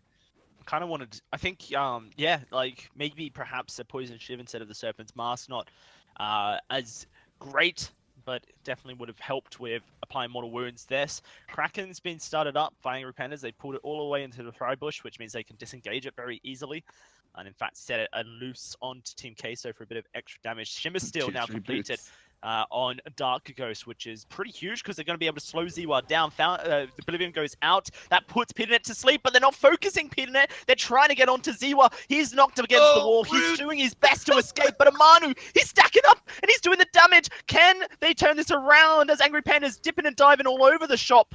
And actually, they are turning it around. Ziwa's so healthy. Nothing to stop him. No mortal wounds available. And he's going to continue dancing forward. 15 breaking point stacks. And Ziwa's sustain is unreal. The defensive build on Vox, it's so incredible to watch him just sustain the fight. And yeah, I'm with you, Forecourt. I'm with you 100%. Poison Shiv just not there. Amanu's not able to lay down the damage. Perhaps they needed to focus Peternet down whilst they had a chance, but the shot calling Queso, they didn't quite find it. 3 conversation points. The first is, well, Dark Ghost is going to try to steal, and okay, he failed. The second is no, like the Shiver Steel, I just don't think it's needed. Like, where are the opponents going? They're not running. There's no chasing going on here. So what do you need a Shiver Steel for, right? At the very worst, you got Godkova there as a giant target whenever you want. So yeah, Shiv instead of Shiver Steel, I think would have been great. The third point was that fight. The Treant Root was MVP, man. That cost PRZ so much time in that last fight. Yeah, this is starting to fall apart for Queso. You know, perhaps a Gwen just so that you have the ranged damage. It feels like Dark Ghost isn't really dishing out as much damage as perhaps the Vox is. Good Impale though, lands on Giffian Wall, knocks him back. That's put Peternet to sleep. Let's get Peternet! Let's just take him out of the fight, but no, they're still going on to Ziwa. Once more an Impale lands, but look at the sustain. Peternet finally gets blown up. That's now a 3 versus 2, and another Impale. Surely they get Ziwa now. Surely it comes down, but no! Look at him run, look at him sustain. Finally the assassination comes forward for Dark Ghost. He's going to try and deal with Godkova, but actually. Really, they need to start dealing with this Kraken. Half health and onto the Vein Crystal turrets. It will go down a little bit quicker. And Dark Ghost is trying his best to find the ace. He's got 24 seconds to do so, and Godcover finally gives up. Ace comes forward. They get their heals. They get their energy back, and this Kraken will fall. Team Queso finally take out Peternet in the fight after he gets locked down, and I think that probably was the turning point. Dark Ghost didn't use that Shiver Steel until Z was down like 20%. By the end of it all there, like it just wasn't really coming out, wasn't a big item, and I still maintain it's not really a big item for him. Like he just doesn't need it for the stickiness because there's not really a ton of mobility going on. Like you gotta fight around this Finn. If you're running away from the Finn, well, odds are you're probably just gonna kill him outright anyways. You don't need to Shiver Steel for that, but okay, fine. You know, that aside, Team Queso, they take a little bit of objective damage, right? These turrets start taking a little bit more of a beating, but they do defend. The game continues on, and they finally got some kills. That's the most kills we've had this game in a fight, Dowsy. Yeah, no, it's starting to look like Queso have figured some things out. It's not done yet, don't get me wrong, because I feel like this composition from Angry Pandas does come up trumps.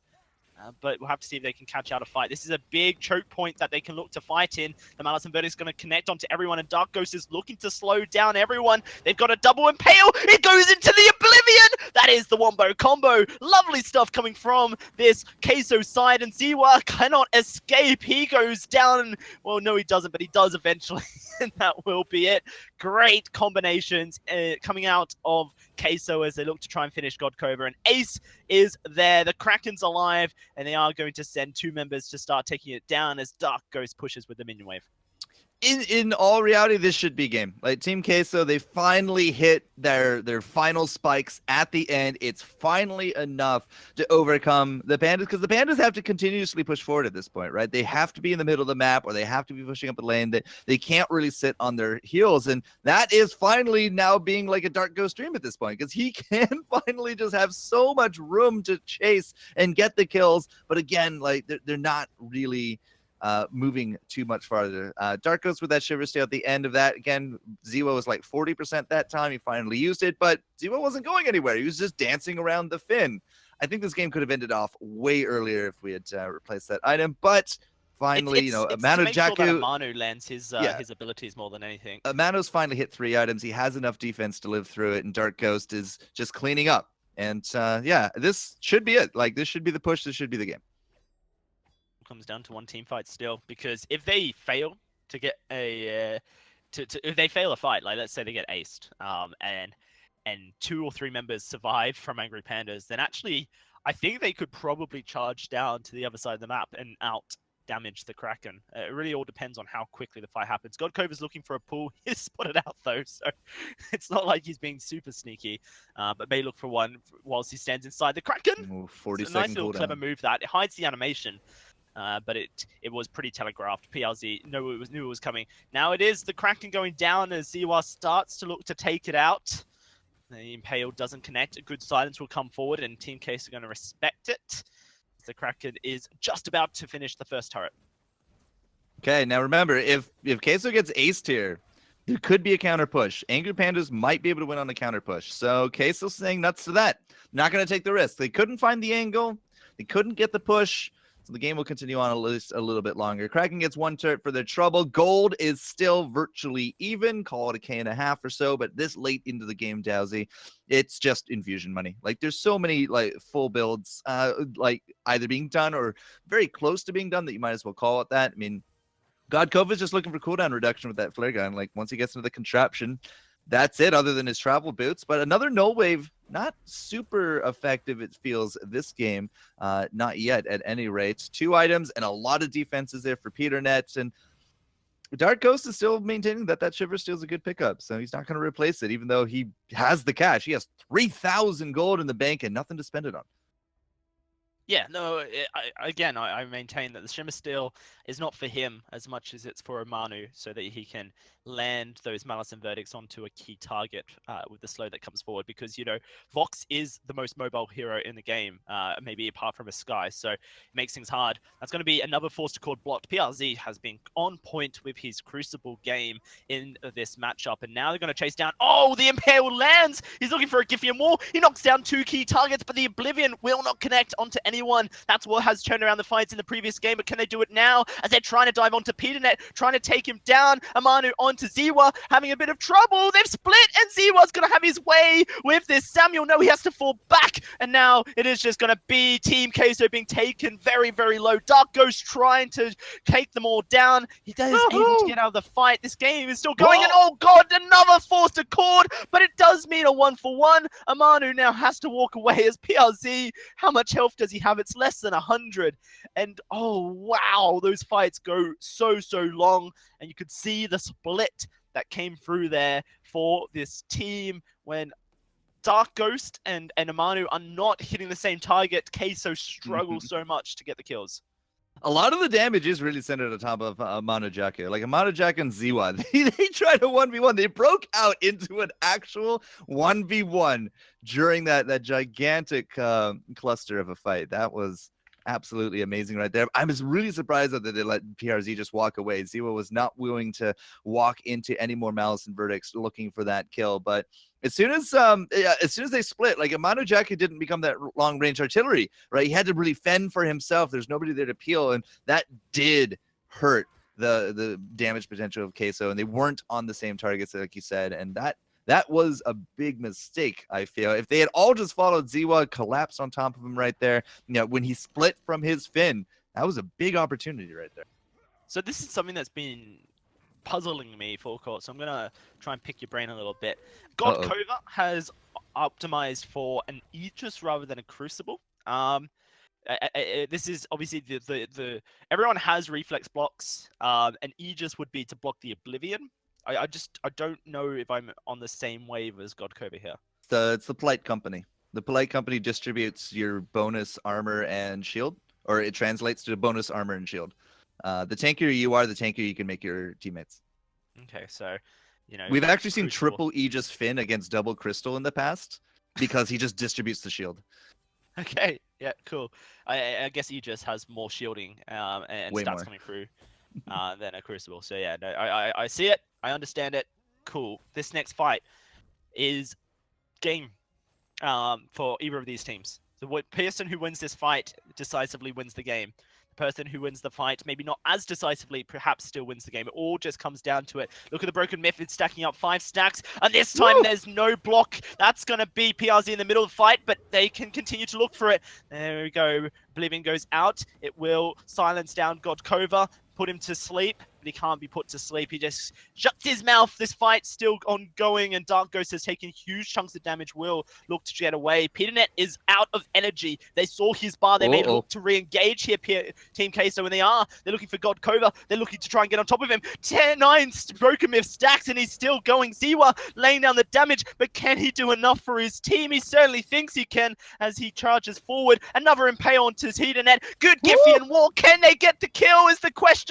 They're looking for it, and they will find 1, find 2. The ace comes forward for Queso. They make it happen in a 3 versus 3 with 3 kills for the ace, and that is it. We're going to a game 3 here for Court. Queso bide their time, play the fights out, and get the win.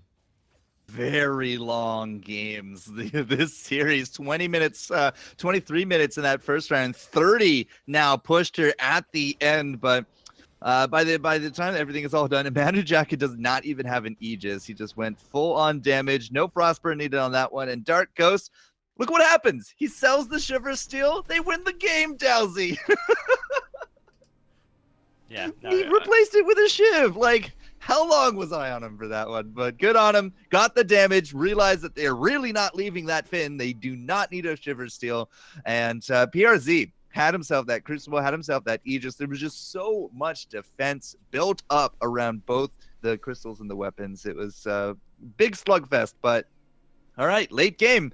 Let's go to that game 3, boys. Going to game 3. Wow, that was a slugfest, Scoundrel. A 30-minute game all about almost, I believe, not quite, but they finally make it Team Queso. They bring themselves to a game 3.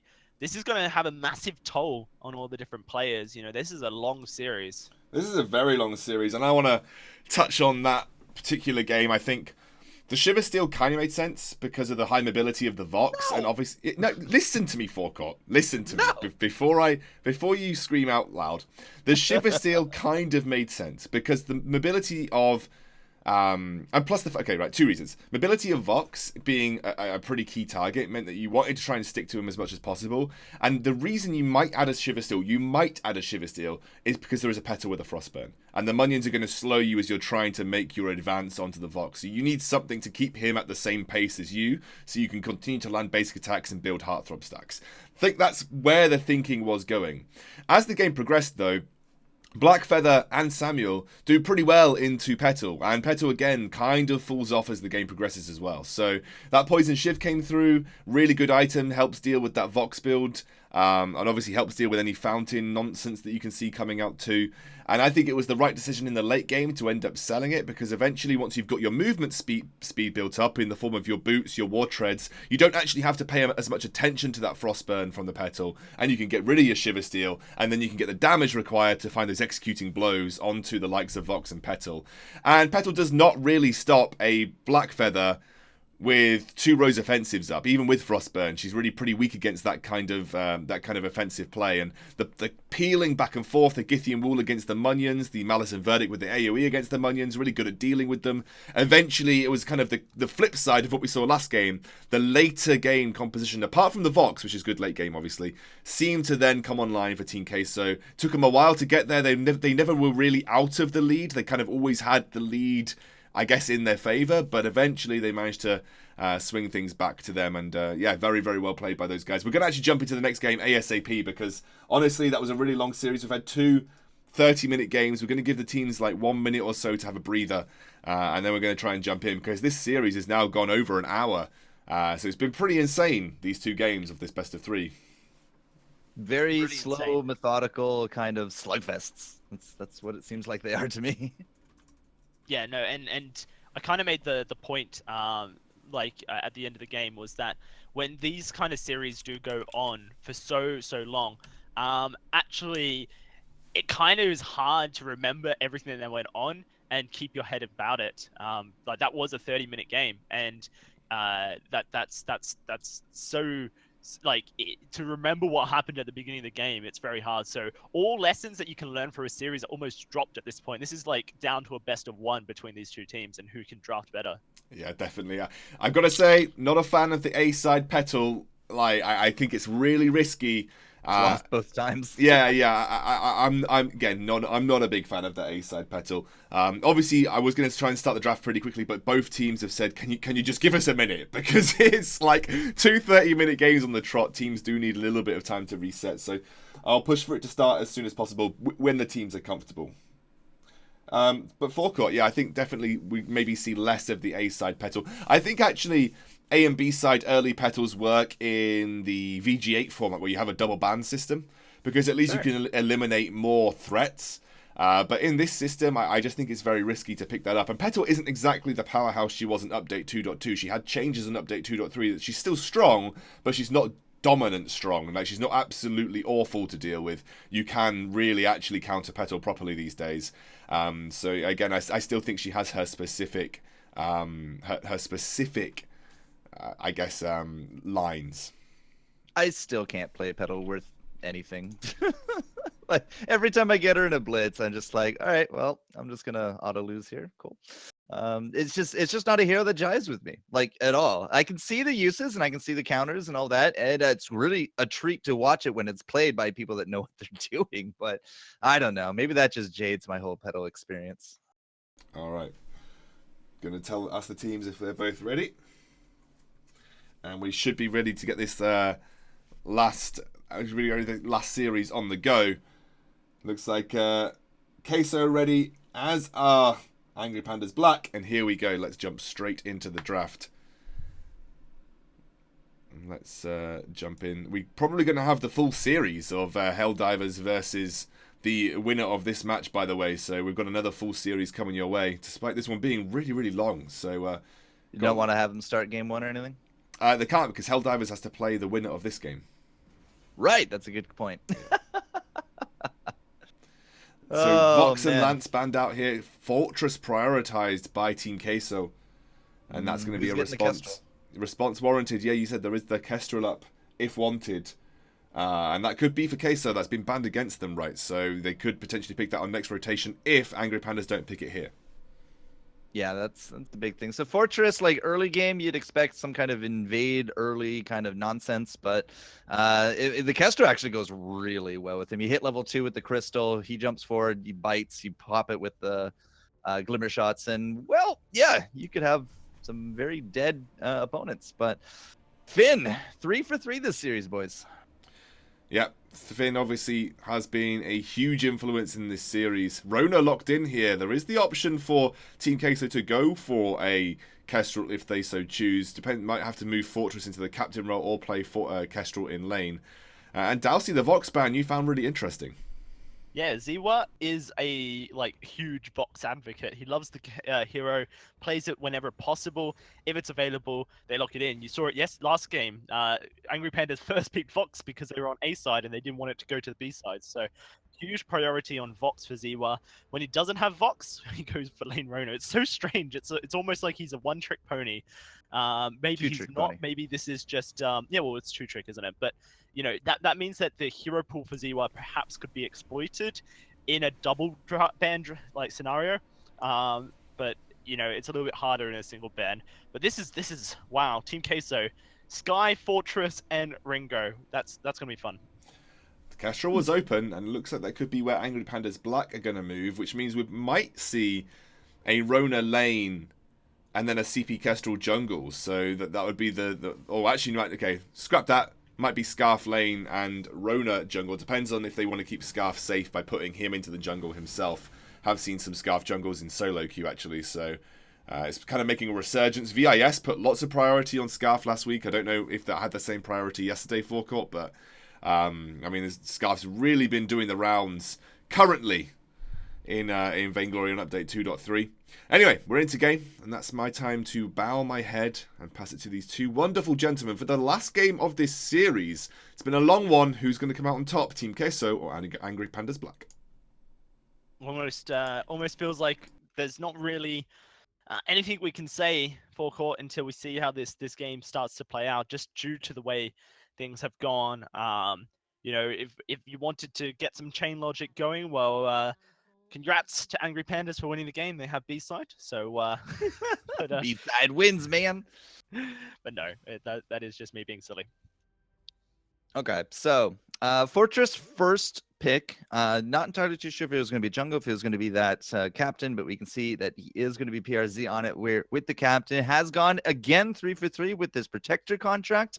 They're not very interested in sustain. They're very interested in the protect. And Dark Ghost.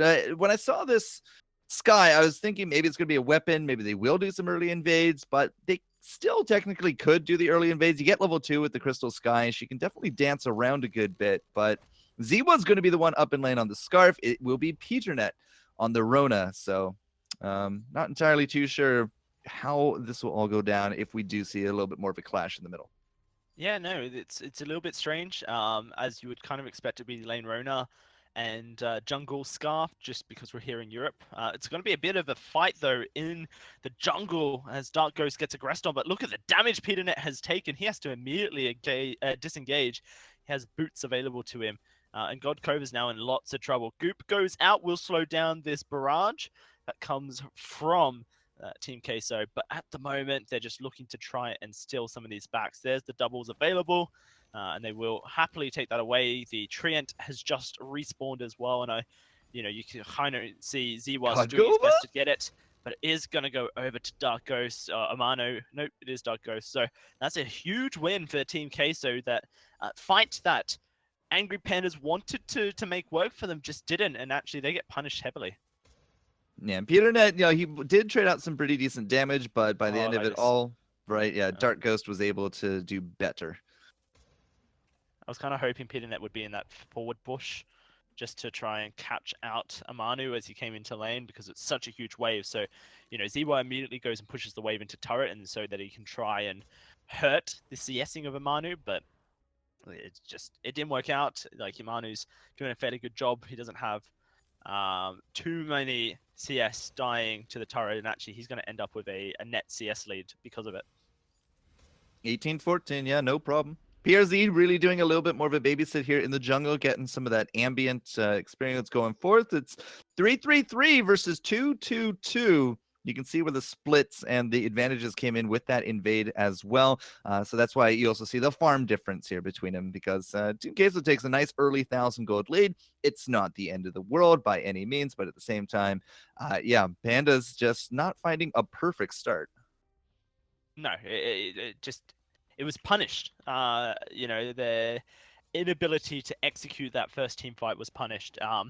And now they've been punished even further as the invade comes out onto PeterNet. He's trying to escape, but the movement speed that Fortress brings allows this forward barrage to connect. Pops the potion, the rest of his team is coming down. PRZ wants to chase under turret. They're going to spot Ziwa. And Ziwa is prioritizing so much time to be here, keeping PeterNet alive, which means that Amanu has full control of the lane. And look where he's holding it. Right up at the end. Now he's going to try and hard push it in to the turret to try and force even more of a CS lead for himself. Ziwa should be able to catch it fairly simply, but we'll have to obviously land those last hits, and is just about doing so. This is a game of inches that Team Queso are playing for core, and every time they take an inch, well, that's closer and closer to making it to that last round to try and play for playoffs.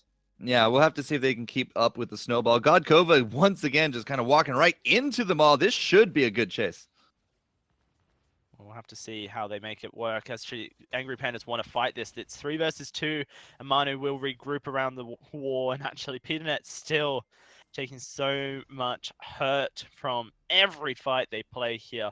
He's really struggling on this jungle Rona. 10 CS difference. So currently for Angry Pandas, they're struggling in the jungle, whereas Dark Ghost is having a lot of fun. This guy wants to get to late game, and putting the difference between gold helps this guy get to late game easier.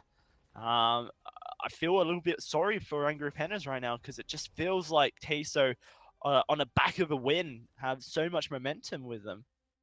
But it's still early on. Ziwa did just pick up that Frostburn, so his goops, his fireballs there, the Spitfires just really becoming more utility-oriented there as well, because he might not have a ton of damage. Oh god, Kova, no! He is looking like he will fall. Yep, the auto attack secure at the forward barrage into Ziwa. Are they going to chase? Yeah, they are. Fountain flies. Okay. No, with the minion wave right there, Dark Ghost was sealed. He had to wait for that whole wave to pass. He can't tank the turret for that long. It's the fountain. PRZ froze it out, and it's just like, okay, that means they're turret diving, but then maybe it was a misclick. Maybe he wanted to protect. Didn't want to give it up. Like, they can still go tower pushing. That's what they wanted. Yeah. Misclick there from PRZ. I meant to just throw protected contract out and believe it's a mistap. His full health teammates. It's called mistap. Okay. No clicking here, boy. That aside, Ziwa again, like with this, with the goops, with the Spitfires, right? You should be able to leverage that to slow down some of the engage available here. Like PRZ, for example, has to run forward with that, with his wolves. Now the wolves can actually tank and block a little bit them, but again, every patch that you put down slows them up, gets them all a little bit more gunky. That's going to be great for PeterNet, right? Because if they do get engaged upon, everybody's in a slow. It's great for the red mist, because the red mist not really going to have too many things to stop it out. There's no Finn on this side here. PRZ doesn't bring any crowd control. Dark Ghost and the Death from Above. But do you throw the Death from Above on top of Peter? Do you throw it on top of Ziwa if you see him getting ready for the deep breath?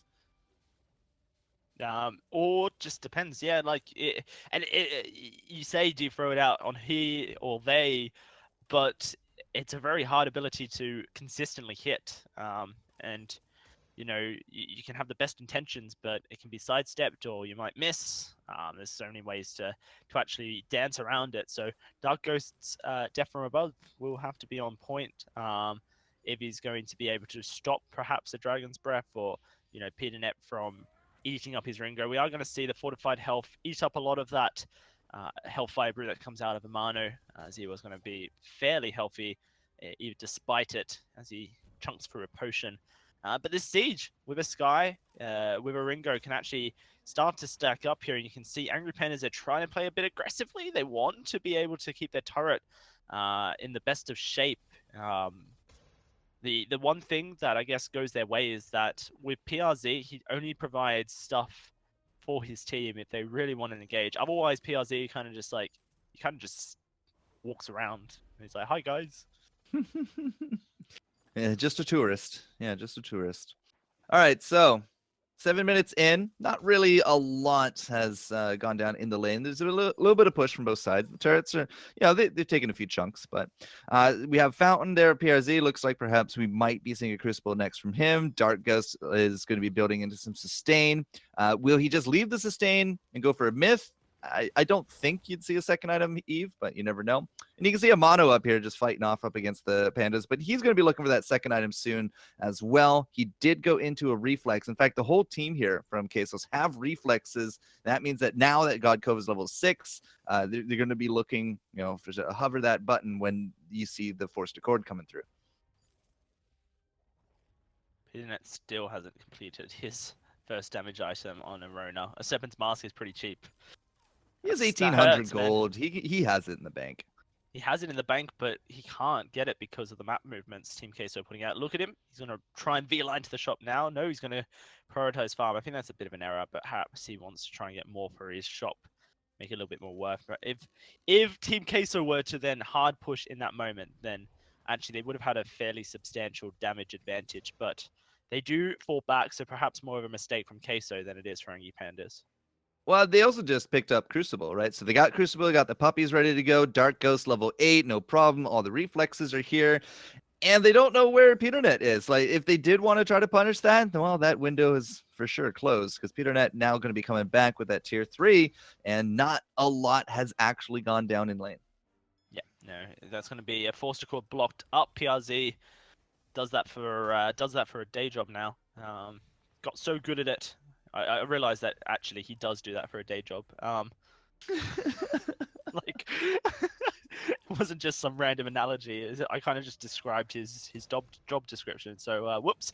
But this is not going well for Queso as they kind of experience the issues of Fortress. Fountain will go out.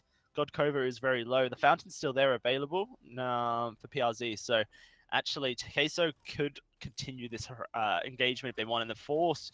With barrages are just eating Peternet. He's not getting the chance to really sustain.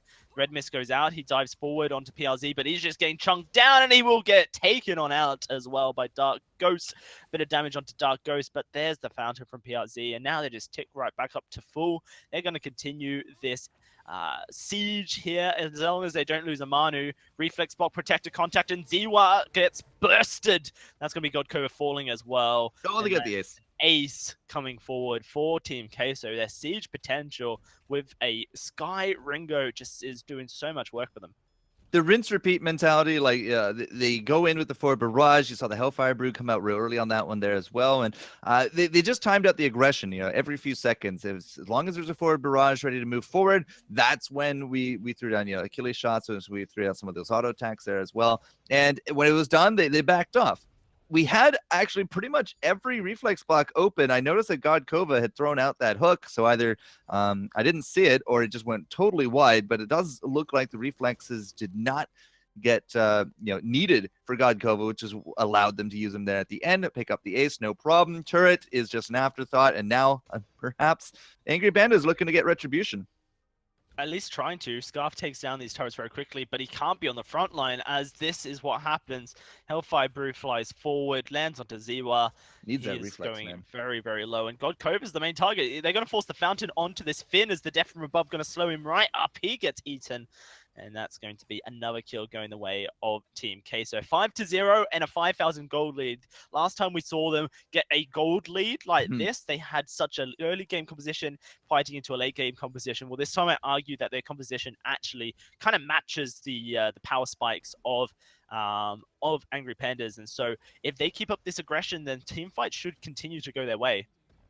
So the way that the fights are going, like, again, Dark Ghost, he has himself a good amount of sustain, but with 2,400 gold in the bank, I'm expecting a broken myth right here. Yep. Okay. So it is going to be the myth. He does not go over the sustain. This is going to be, again, great pairing with the Manu Jackie. He has that breaking point ready to go. So 2.5 items for him. Dark Ghost, 2.5 items there on blue. 12 minutes in. The spikes are good. All they need is a little bit more cash here. Pick up those infusions. And it's night time to start bullying around the Pandas because PeterNet just, unfortunately, has been not very effective as that frontliner. He only is sitting on that one item, but he has a reflex, not Aegis. He has the tier 2 armor, not an Atlas. God Kova, no Atlas there either. So, like, start pushing. This is the time. Oh, they cannot, as it's going to be another chase coming forward. This is going to be them looking for the fight, but good goop chunks down a Manu and they can't quite land it. I kind of feel like Queso should stick to what's been working for them, just the siege potential. PRZ is pulled in with that forward barrage. Ooh, Quiver's going to stun him up. He may be forced to use his fountain if he's not careful. Manu is trapped, but they're going to try and chase down onto PeterNet, try and chunk him out. The forward barrage, he's stuck between two Gatling guns. One of them is a Manu at the back of the fight, but that's going to be Ziwa falling. PeterNet falls as well. And the dance that Team Queso are currently performing, this waltz is just going so beautifully. 1, 2, 3, 1, 2, 3. An ace for Team Queso, and that's going to be another turret and gold miner going their way. Yeah, and again, like, they have the power spikes. They definitely have way more damage to their name. PRZ did not even have to use Crucible that fight. Like, yeah, he came down low, but he waited. The action really abated on top of him. They tried to focus on top of Dark Ghost. They tried to focus on Mono. That's when the Fountain came out. Just so many Protector contracts being thrown out again and again. The thing was down to 0 charges pretty consistently through that fight, but no Crucible. Like, there is very little kill potential. I still feel that the Angry Pandas have currently, and as long as Queso keep pushing and pushing and limiting the Pandas' comeback potential, limiting that farm, stifling that item gain, they should be able to just, take control of the next few minutes and look for a push with the Kraken. When does Rona do well for court? Well, if at this point in the game, if she doesn't have that Atlas and she can't find that clear engage, right? If she sets up with God Kova and we have Ziwa in the back with that big deep breath, that Dragon's Breath, right? That is definitely a kill potential right there. But as soon as PeterNet jumps in, or if somebody comes to him, he's not exactly tanky at this point, right? And Dark Ghost is going to be doing a lot of forward damage. So the forward damage has to either land on top of God Kova or PeterNet. If you land on top of Ziwa, it's probably a dead dragon. So he needs to complete those tier 2 armors. Like, if he can get into that breaking point, great, but those tier 2 armors have to be completed to tier 3. Like, right, because he's otherwise he's he's so just not going to last. Yeah, he's just not going to last. For PeterNet, Rona does well early if he's ahead, but if he's into late, then of course late game Rona is fantastic. The issue that PeterNet is facing, and you kind of alluded to it with the defensive issue, is that it's double range and there's a lot of mobility that Dark Ghost and Amanu have. Twirling Silver gets Amanu out. Dark Ghost can obviously series strike away and can auto attack his way away with his passive. So, this is the issue that PeterNet is experiencing because he got pushed back so far behind.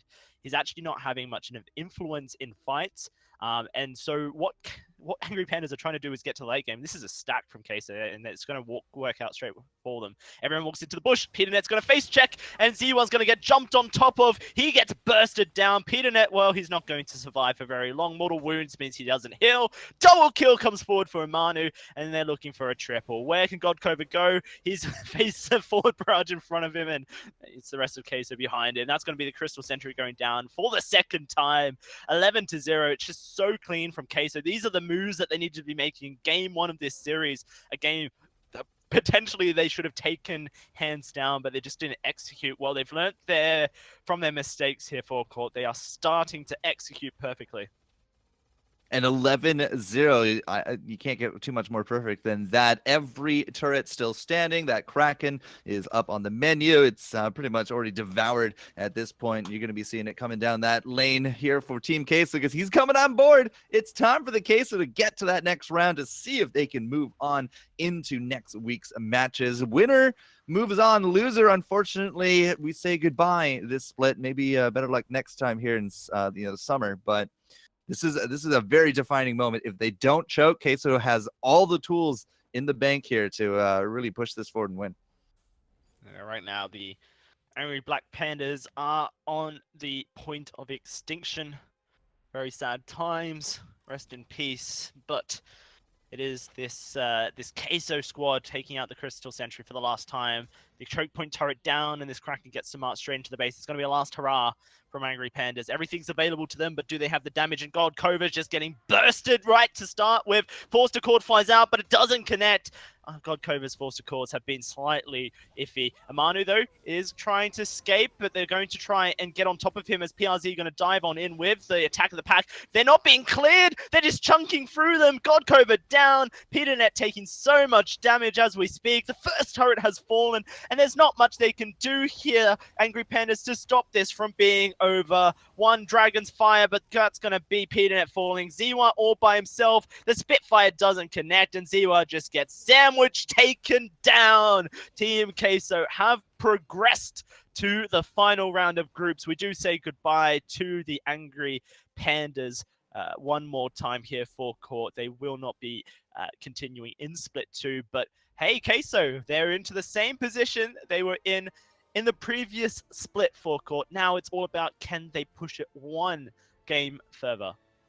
Well, we'll find out, as we are going to have the full game series after this. Might give them a minute to recollect thoughts and everything. But Pandas, I mean, we see these guys again and again. They're a big name that has been around, but unfortunately just a little bit more down on their luck. They've had roster changes. They've not really been able to return to the Evil 8, the VG8, the top tier competitive. We'll have to see what they improve upon and come back to us next time. But that is it for the Pandas.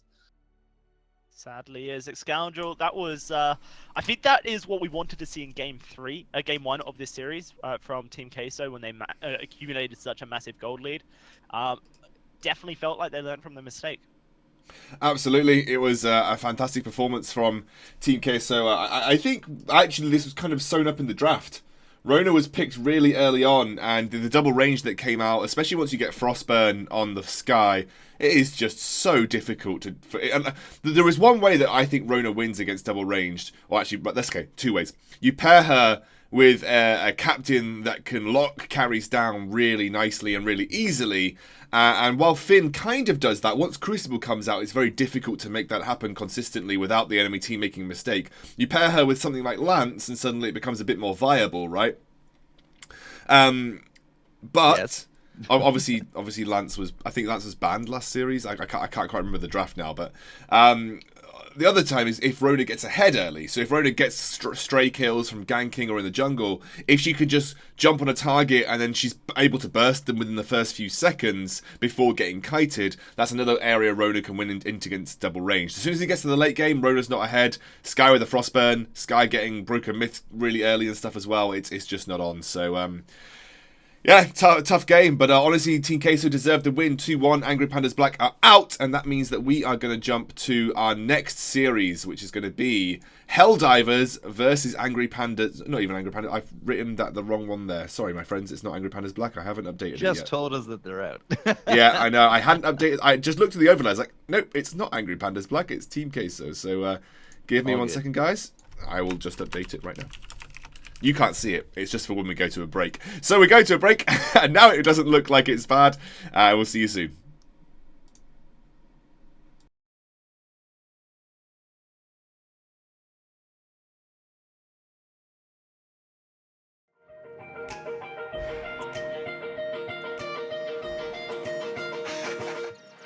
Talk to me honestly.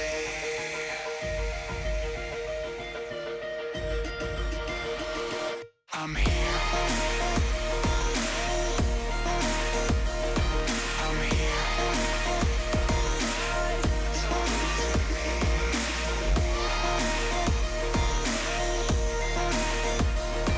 I'm here.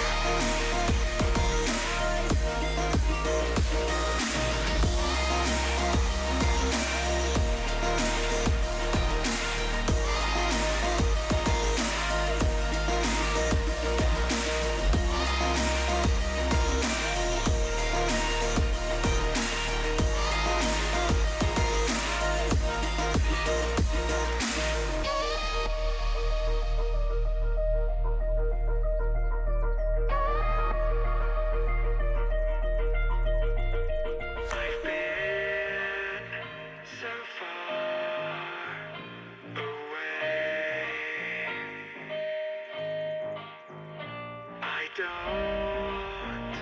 know when I changed. Your voice replaying in my mind. I'm not prepared this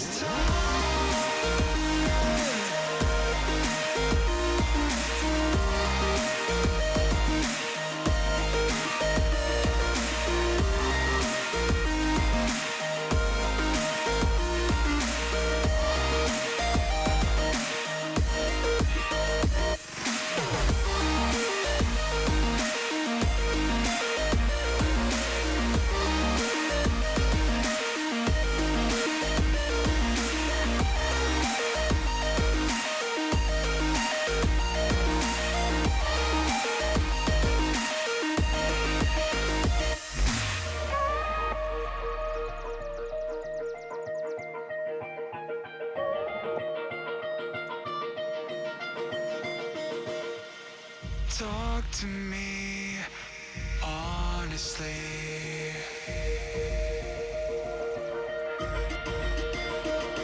I'm here. I'm here.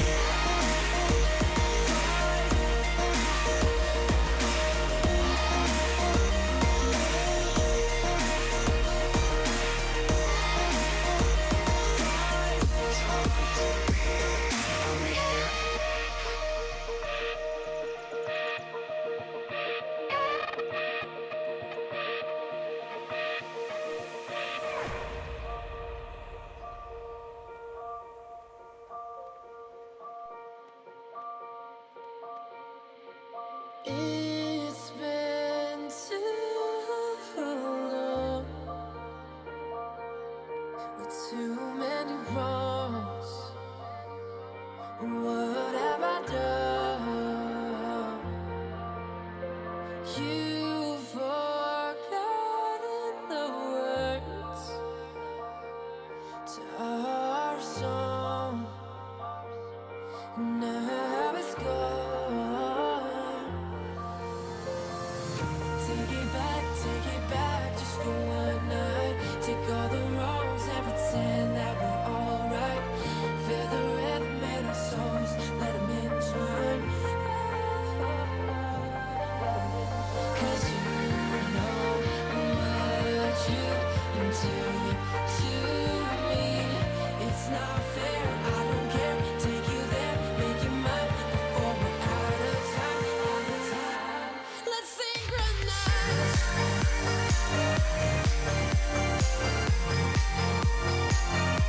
Let's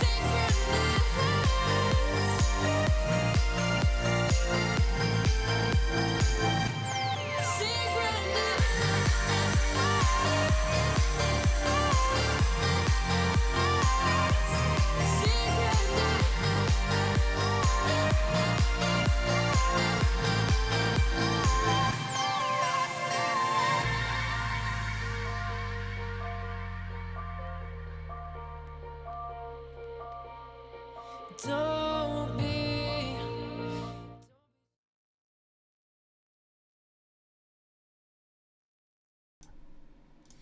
Welcome back, ladies and gentlemen, to VGL Spring Split 2, Week 2, Day 2. My name is The Scoundrel, and obviously joined by Dalsy and Forecourt Jester for our final series of the day. It is going to be Helldivers versus Team Queso, and the winner will go to the playoff bracket. This is the end of the losers bracket for these two guys. One team will walk away so close to making it to that final stage of VGL, the other team will make it through. Team Queso, obviously just off the back of a very good win versus Angry Pandas Black. It was 2-1. It was a hard-fought series, really long series as well. But they've had to reset, and we're going to head to draft pretty soon. Just going to make sure the teams are all ready to do so. And by the way, while we just do and make sure the teams give them a little bit more time, I'm going to talk to you about the giveaway that we have going on. Obviously, you guys, if you haven't seen it, it's weekly 9,000 ice giveaway. That's a huge amount of ice to try and get your hands on. And also, Elgato HD60S capture cards, kindly provided by Elgato. Win one of those over the course of this split. Obviously, we will be back next week for our playoff bracket. But until then, you'll have to be stuck with me. I think Blueberries might be taking over next week because I am away in Spain myself. So I might even be taking over. Who knows? You might even be taking... like I said, it could be Dowsey or Blueberries taking over next week. So it's going to be... definitely not Jester. It's definitely not Jester. It's one of the two. You could get a magical surprise host. Anyway, let's get into the draft as both the teams are ready to go. Enough of my blabbering. It's more important that we see the action between these two games. Bit of narrative to set up this series. Both these two teams, Team Queso and Helldivers, both got to this stage of the tournament. Last split, Excoundred and Forecourt. Helldivers, they lost to Memento Mori. Team Queso, they lost to Waves, and they didn't get into the playoffs. They were this close. Now one of them is guaranteed to go in, and one of them is guaranteed to once more have that heartbreak. So a lot on the line because of the fact that they both made it this far last time. By the way, got an update for you. If you're interested about other games going on in the bracket right now, Waves are currently 1-0 down to XL. Wow. XL are beating Waves 1-0 in the series, so that's obviously quite decent for them. That was our backup game as well. That was our backup game. That's why I found out the score just in case we were going to it. So yeah, that was that's the backup game that we were supposed to have, but this series did obviously now get resolved and take place. But 1-0 up to XL, which is definitely an upset, you'd have to say, given Waves being one of the favours. And obviously, XL are coming from an area where they had a lot of previous grace. Like, they were, I think, in a challenge battle versus SK last year. So I don't think they were called XL at the time, but they were the same roster. So a team that's got a lot of history behind them as well. Right, draft. Alpha locked in. Sky and Lance locked in here for court. What are you making of these compositions? What do you think we're going to see? What do you think they're going to shape up here? Actually, Lance not locked in. I spoke too soon, Arden. But still, what do you think these compositions are shaping up to be like? Well, the Alpha priority pick from Helldivers. I wanted to call them something else, but Helldivers there up against Queso. That's a very gutsy priority right there, considering I don't think we've seen a single Alpha win on stream at all. Not yesterday in EU or NA did they take a win.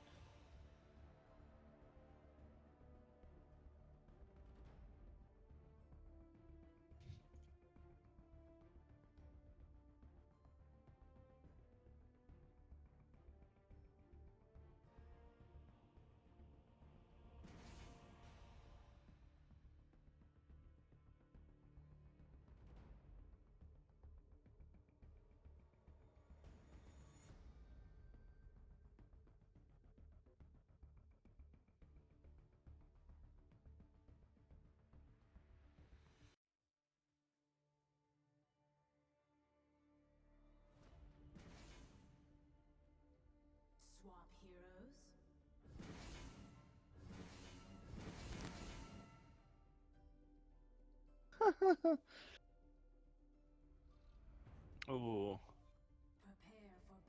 That's a scary comp.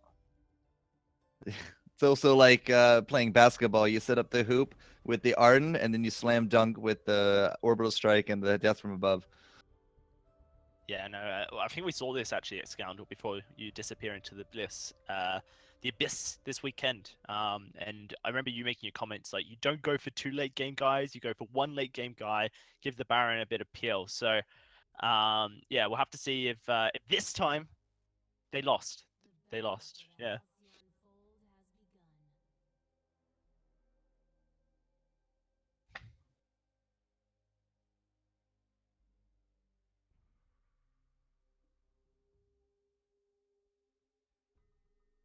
Mm-hmm.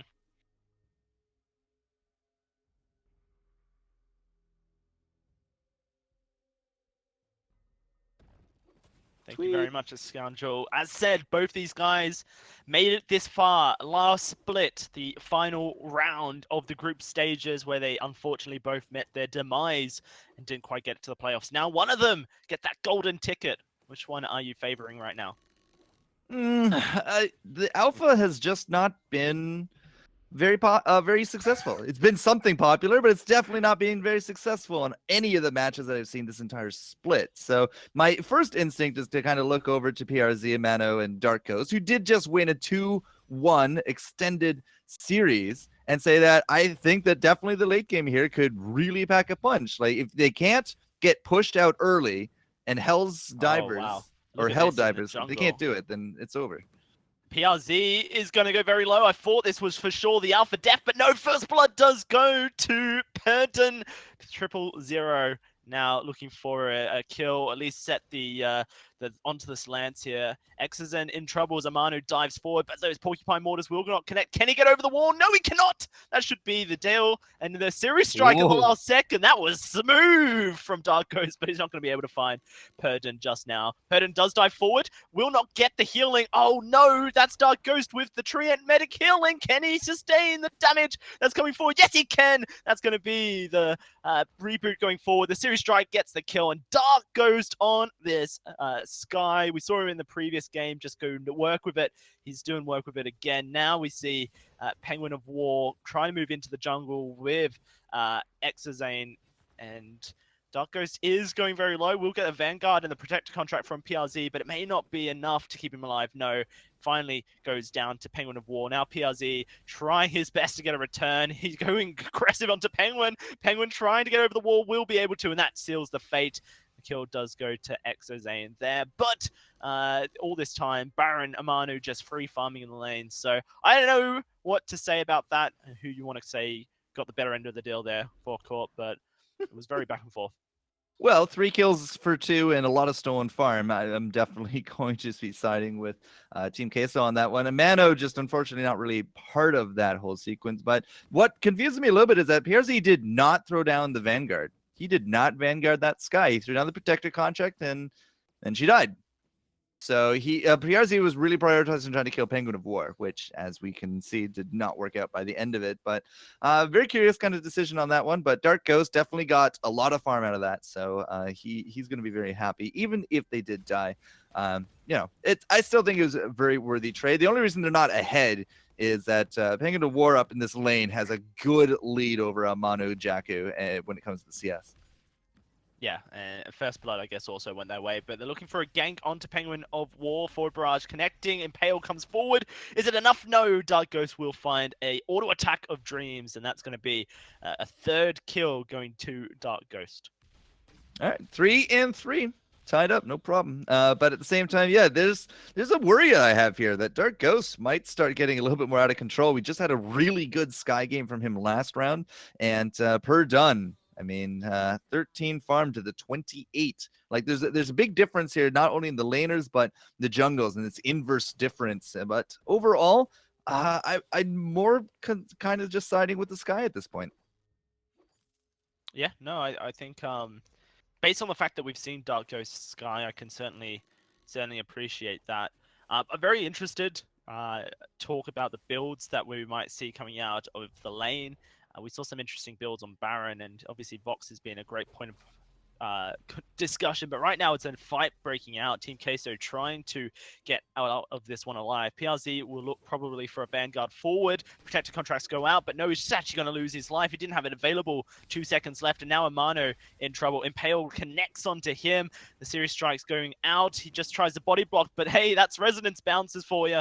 Can't body block the damage, and so now we're going to have to see how Queso come back from this. If they had brought Perdon to his knees, might have been a little bit more of a worthy trade, but 2-0 from that one. Yeah, Helldivers getting definitely a nice edge. And how do I say this name? Zoxane?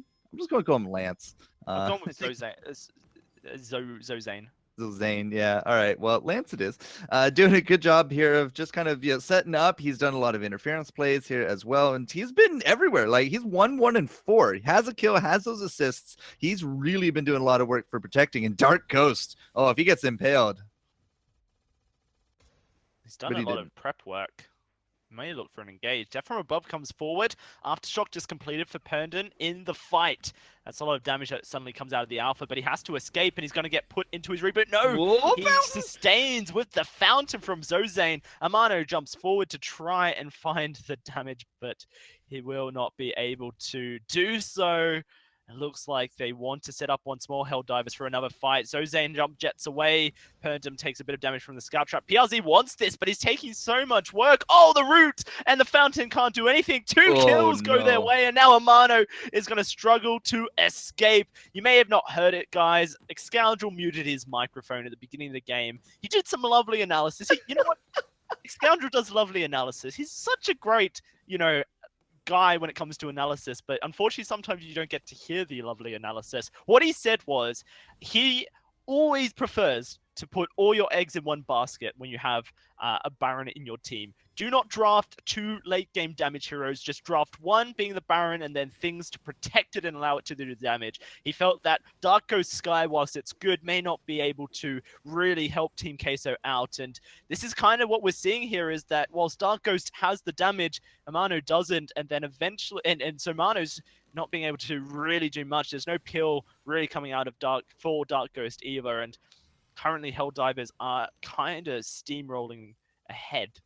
So far, yeah, their early games paying off way better for sure. Penguin of War is going to be looking for second item soon enough. No silly sustain builds here. No, man. We're just going to be looking into that old-fashioned breaking point double monocle, because first monocle online here at 7 minutes. You can probably find that second monocle sometime before the 10-minute mark. And, that's going to be worrisome. That's definitely going to be worrisome for Queso to deal with. But a few things as well, like in these fights, why is PRZ the one jumping and looking for the fight? Why is he the one looking to finish off people? Because that's putting him way too far forward a little bit. And the second is, why are they fighting at all? Because a man who needs to get that farm going. And just like what you were saying, right? There's just a little bit of a stranger inverse that's going to be happening here. And Amano just unfortunately is not very contributory towards a lot of this. Very interested to see how these build out. So you can see Penguin of War has himself breaking point and a single monocles. Perhaps going to be that double monocles build. Amanu hasn't quite got to a point yet where we entirely know what his damage is. We saw Tornado Trigger coming out for starting all over in NA. I wonder if that's going to be something we see from Amanu. Okay, Perdun's right there. It's going to be that basket case that you talked about, but actually it looks like Pernam's going to be the one scoring. Doesn't quite land the Termination Protocol though, so no 3-pointer, but look at Penguin of War diving forward. Fountain comes out and Team Queso struggling to lay down the damage. But they survived. That's the big thing. They survived. They brought down Perdun to his knees. He used the Termination Protocol. And, okay, Dark Ghost, he's going to be all right. Not entirely sure that the Lance is going to be. So for now, seems to be getting... No, okay, never mind. He gets completely taken out. But Penguin of War coming from behind. Oh dear.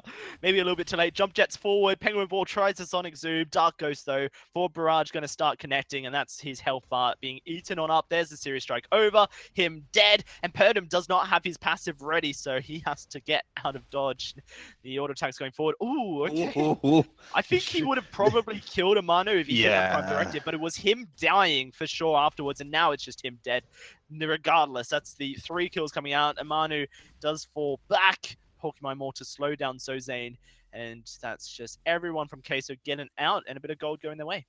A lot of gold going their way because it's a K1.5 now between these teams. If you look at it here into the top, the Lancers really jumping forward, and that kind of set them up. Like the Helldivers really strung out at that point. They weren't able to condense down into their power, so the Lance got blown up. Then they found Penguin of War. Then they found Purgem. But it was always one after the other. There was no bunch up. There was no consolidation of power. And Helldivers kind of, a little bit too bloodthirsty. I think they thought, it was what 8-2. In the beginning of that, 8-3, something like that. And they said, okay, well, we're far enough ahead. We can do this, right? We can go for these kind of plays. But sadly, they're not. Now, Amano is first item. He's also second item. Breaking Point has now finished up. He's going to be starting to really be a little bit more of a threat in these fights as we go on. Dark Ghost, no defense. He will continue to be that upfront threat. But you got to lock down one of these guys, and you probably want to be looking at Dark Ghost still. For now, I can agree with that until Amanu gets to a point where his damage output is insane in the membrane. And that's going to be another gold miner going the way of Helldivers, and the gold lead up to 2,500. Okay. That's fine. Like it's still not like it's not that the game is over, right? There is a lead. We've seen leads being diminished. We've seen them thrown out the window. But Helldivers, they can't really risk making the strung out plays, right? They really do have to be on the front line together. They have to be coordinated together. For example, if they took a fight now, well, look where Alpha is, right? So. Backing off, just continuing to clear. If they can keep the cash advantage, they are going to be in a good spot for the 13, 14-minute mark. You are going to be looking at infusion soon enough. Penguin has already jumped the gun on that one. And he has finished off that double Monaco, right? A little bit later than I expected, but 11 and a half minutes in, he is the #1 damage dealer here. Broken Myths completed on either side as well for Purdon and Dark Ghost. So the 2 damage items for the junglers. I wonder if Team Queso are really, really looking forward to the next team fight.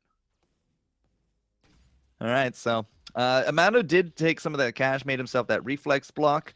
So if there is going to be that game-ending impale, maybe he can block it. Maybe if the silence comes through, but he needs to get to his team if they want to do this, because you can see Dark Ghost already laying into him. So Baron, obviously working towards a monocle with that lucky foot he has. Like this is kind of the timer of Baron that we consistently talk about forecourt. Like when he hits 3rd item, he will start really taking over some of the damage here, but he's not quite there. Now he's into the Lucky Strike, so it's not that far off. But if Helldivers just continue to push in and stifle the farm, that it's only going to be a mono with that threat, because Dark Ghost is not going to progress past his 2 items here. Yeah, Scotland Wall going down. The Crystal Sentry's there as well. Wait for it does silence up. Iron Cannon doesn't connect. The Death from above will not trap. So Team Queso use everything, but get nothing for it. Double sustain for Dark Ghost. Like I'm a little curious if they do get that gold stifled, if that's going to come back to bite him in the butt a little bit, because that's a lot of gold into the sustain. But if you're not fighting, if you're not farming, then you don't really need that level. And that's a lot of gold that's not going to be transferable really to a late game item. And the disrespect almost being shown from Zozane. No Crucible built means that he feels very comfortable in Helldiver's ability to just actually win team fights outright.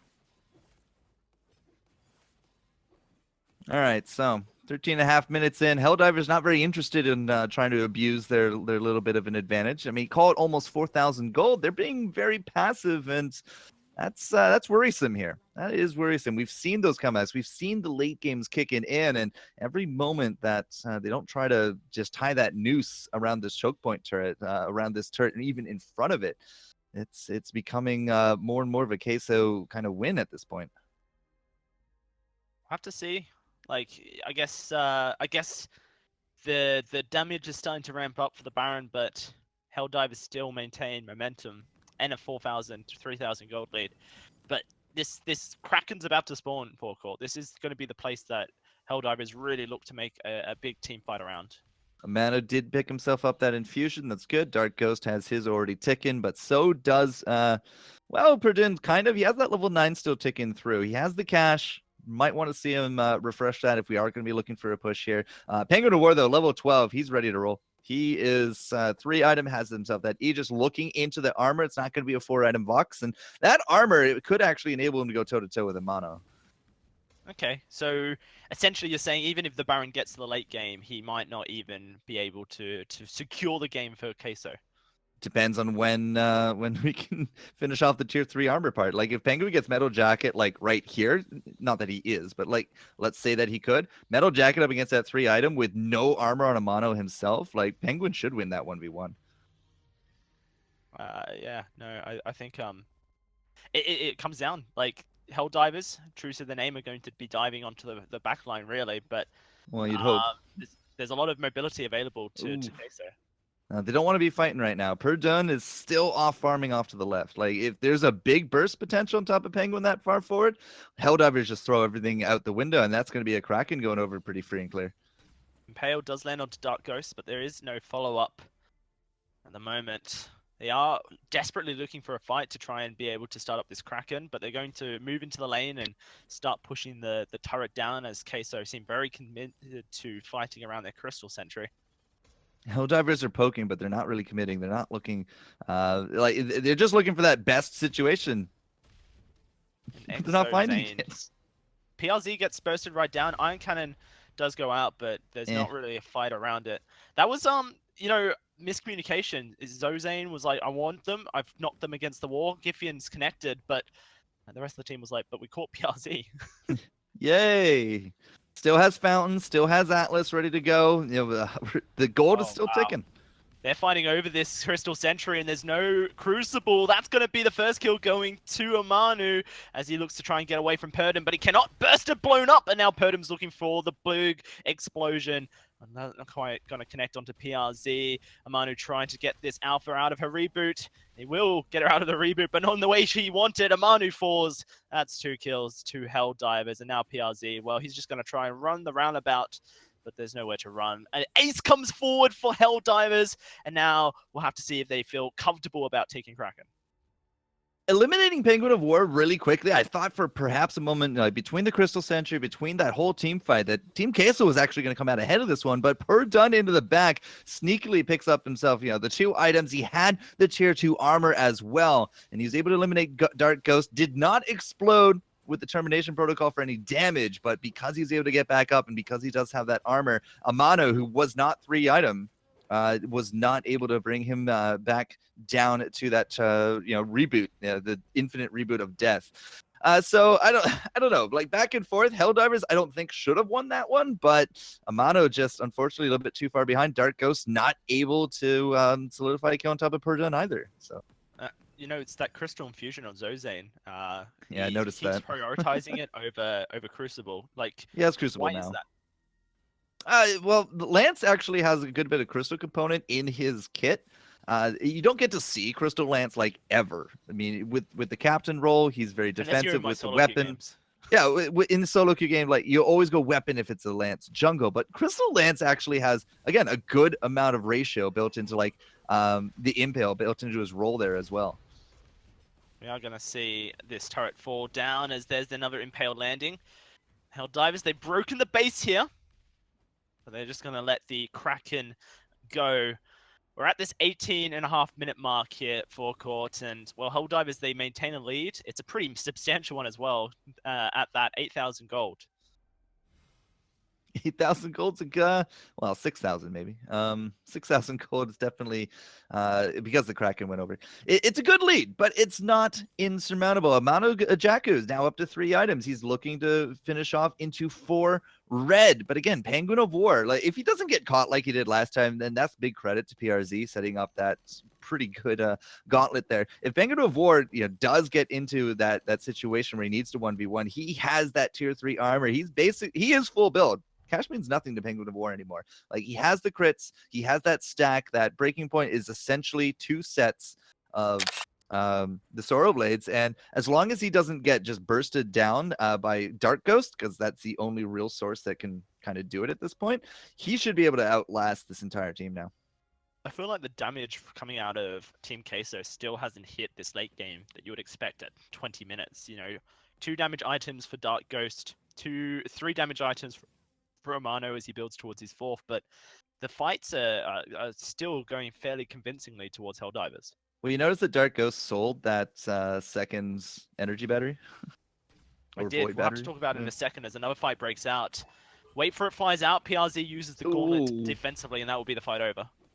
Okay. Queso just lost a lot of tools to push out here.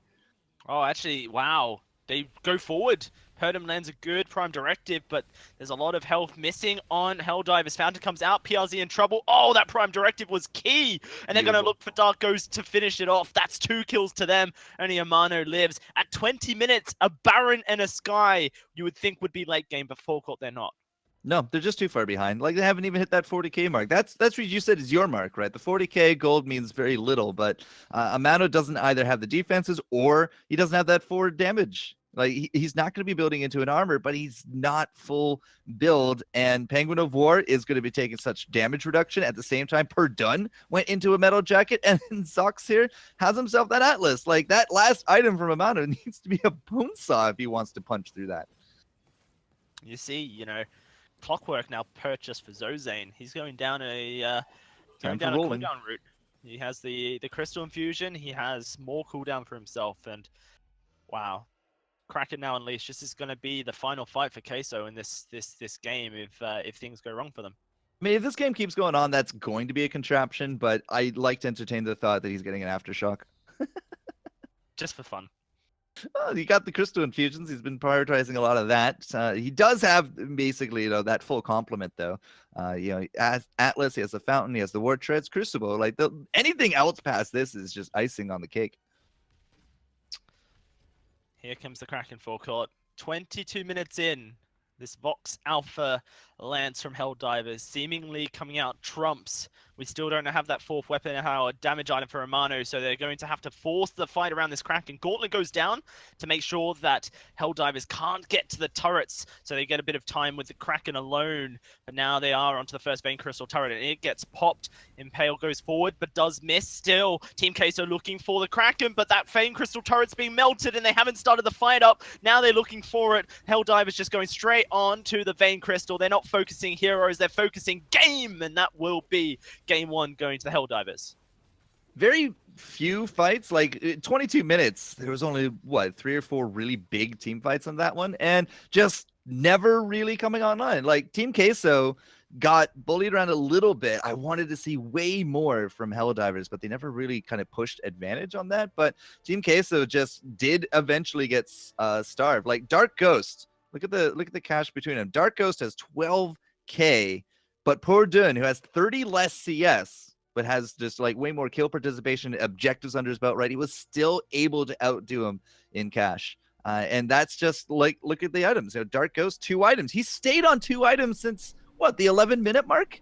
He never got past that for offensive.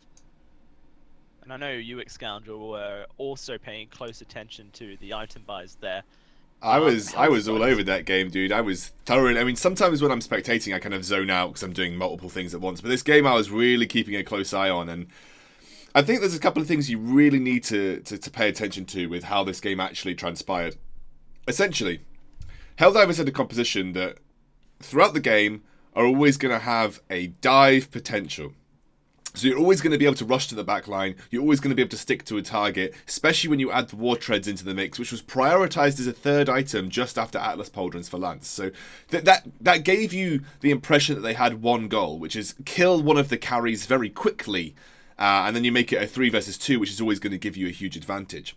And what was really interesting to me was, I know you guys both touched on it ever so slightly, was Lance at around 15 minutes or so prioritized a crystal infusion over a crucible, despite how annoying Death from Above and Gauntlet had been to his carries. You saw even in one of those fights that they turned around, Vox was landed and trapped in an Arden Gauntlet, and there was no crucible for it, but they still won the fight because they prioritized the crystal infusion for the root duration and stun duration on both Impale and Githian Wall, which meant if they did land Impale and they did get a Githian Wall, the extra seconds needed for Alpha to catch up, or for Alpha to get a reset on her core charge, or even for Vox to get a couple more basic attacks in, could have been the difference maker in these fights. And they really pushed it to the limit, and I think they built very well. They realized if they went to the late game, they might have found it difficult, although realistically Alpha and Vox are both very good in the late game, especially with Alpha on her current state. I'm not going to go into it too much detail, but she's very strong right now because of the attack speed changes. So but with the kite potential of the Sky and the Baron, they knew that they were almost kind of on a timer in that sense. So I definitely think they played it very well and itemized very well as well, Dalsy. But we're going to try and get this next game underway ASAP. Do you think that the late game from Queso, do you think they need to be a little bit more careful about the way they draft here, forecourt?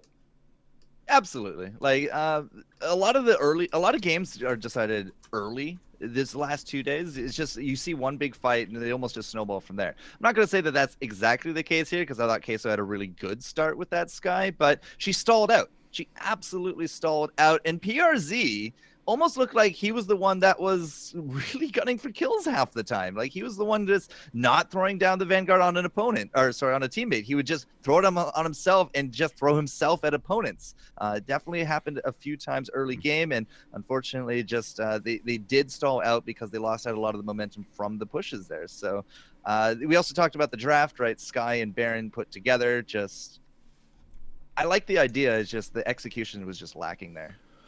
Right. So I have an update while I'm waiting for Queso, who are ready. So as we jump into draft, I'll give you that update. XL beat Waves 2-0. So that is XL winning against Waves 2-0, and they will be into the loser bracket, which is a big upset. Waves don't even make it to the playoff bracket this time, and XL, who had a really tough last split, now have made it in. So that's good for them, great for the organization, obviously. But obviously, you see the loss of Waves here will be huge, given that obviously they had some great players. I do believe they lost the likes of Bong Mabu though, so maybe the roster got slightly weaker going into this split. Oh, all right. Yeah, that's definitely noteworthy on that part. Who did Bong Mabu go to? We saw him yesterday. Was it the team that beat Angry Pandas? Denial. Yeah, Denial. Yeah. So actually, I Denial. can give you guys a little update of the playoff bracket, which I'll show you before we end the stream tonight, from what we can see so far. Lemon and Lime will play Reliable Union, and Late Cobras will play Denial Esports in the top half, and the only team to qualify yet for the bottom half is XLVG. So XL are still waiting for their opponent, and there is another bracket yet to be filled. So we are getting through the draft now here, ladies and gentlemen. Very quick, as we updated you through the rest of the series. It looks like it's going to be Lance, Kestrel, and Ringo for Team Queso. And then we're going to be looking for a final lock-in here from Helldivers. Looks like it could be a CP Glaive. That's going to be very interesting. Gentlemen, it is now time for you to take it away for potentially one of our last games of the night, depending on who takes this one away. Team Queso, they banned Kestrel all throughout their game against Angry Pandas, but now they're locking in the Kestrel for themselves. So we're going to see Dark Ghost's CP Kestrel in the jungle. A lot more early game now available to them here for court. Yeah, they're not looking for that necessarily that late scanning. Like the Kestrel into the late can absolutely just run the show if she can, but she has a strong early there as well. Get that level 2, have the glimmer shots at your ready, and we'll have to see how well that goes with the Lyra, because the Lyra is something that we haven't seen really in the last series either. Like the healing potential is definitely up there, and we'll have to see if that will be enough to overcome the team from Queso, because I really think that the Queso team is absolutely strong. Like this is a fantastic draft here for game 2. Yeah, no. Talk to me, because like Lyra, not Lyra, sorry, but Lyra can be a pain to Kestrel if you kind of out surprise her with your ultimate. But also this glaive is always a thorn in a Kestrel's foot. Well, the glaive is going to be annoying for sure, but I really do think you can play around it. You pick up a Crucible, you get those reflexes there as well. Dark Ghost, if he plays far enough back, might be able to hit the active camo before it comes through. Otherwise, in the middle of battle, that's not going to be a thing. Not really, but Helldivers looking to capitalize on something here. Yeah, and they've got Afterburn in their inventory. That's going to be Pernum going in as PRZ. He goes down for first blood. That's Dark Ghost going down as well. A double kill for Penguin of War. Great start for Helldivers.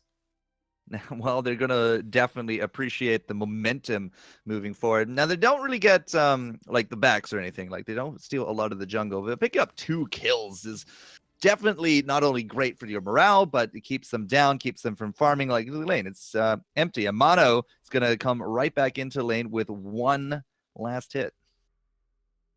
Just a singular jungle creep, and he does go back into the jungle to gain a bit of ambient gold with the rest of his team, but it's a huge momentum start for Helldivers. They don't really go back and purchase much with it. The only person who's able to is Ozane, but this is pretty big.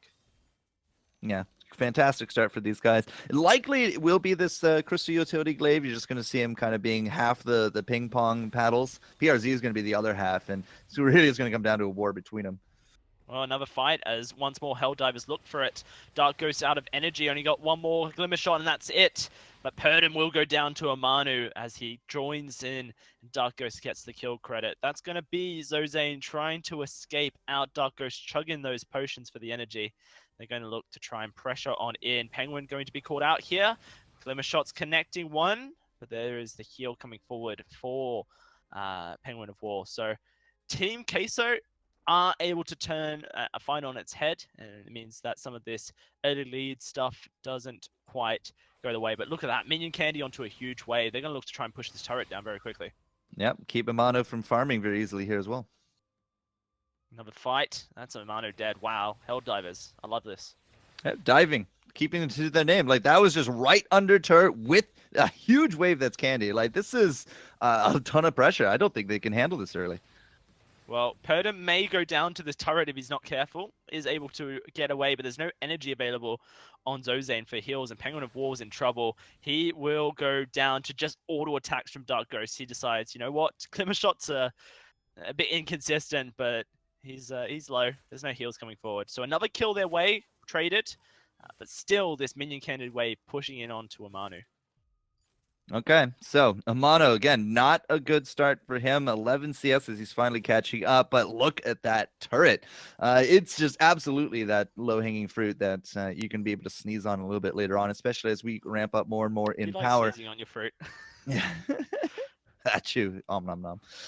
Purdon does have himself into that banner, so a little bit of extra farm is going to go a long way for him. But if he finishes up before the 5-minute mark into a crown, I'd see that he has a crystal bit, but if he goes into the crown, that's going to be a lot of just really quick cooldown reduction for him. That could go just a little bit more into bullying around Team Queso. Yeah, no, I 100% with you. Like, and this is what I was kind of alluding to was Glaive into Kestrel, Pain, Ringo as well can really struggle if he can't reposition himself quick enough. So PRZ's Giffy and War. I want to see how much he can peel for his jungle and lane.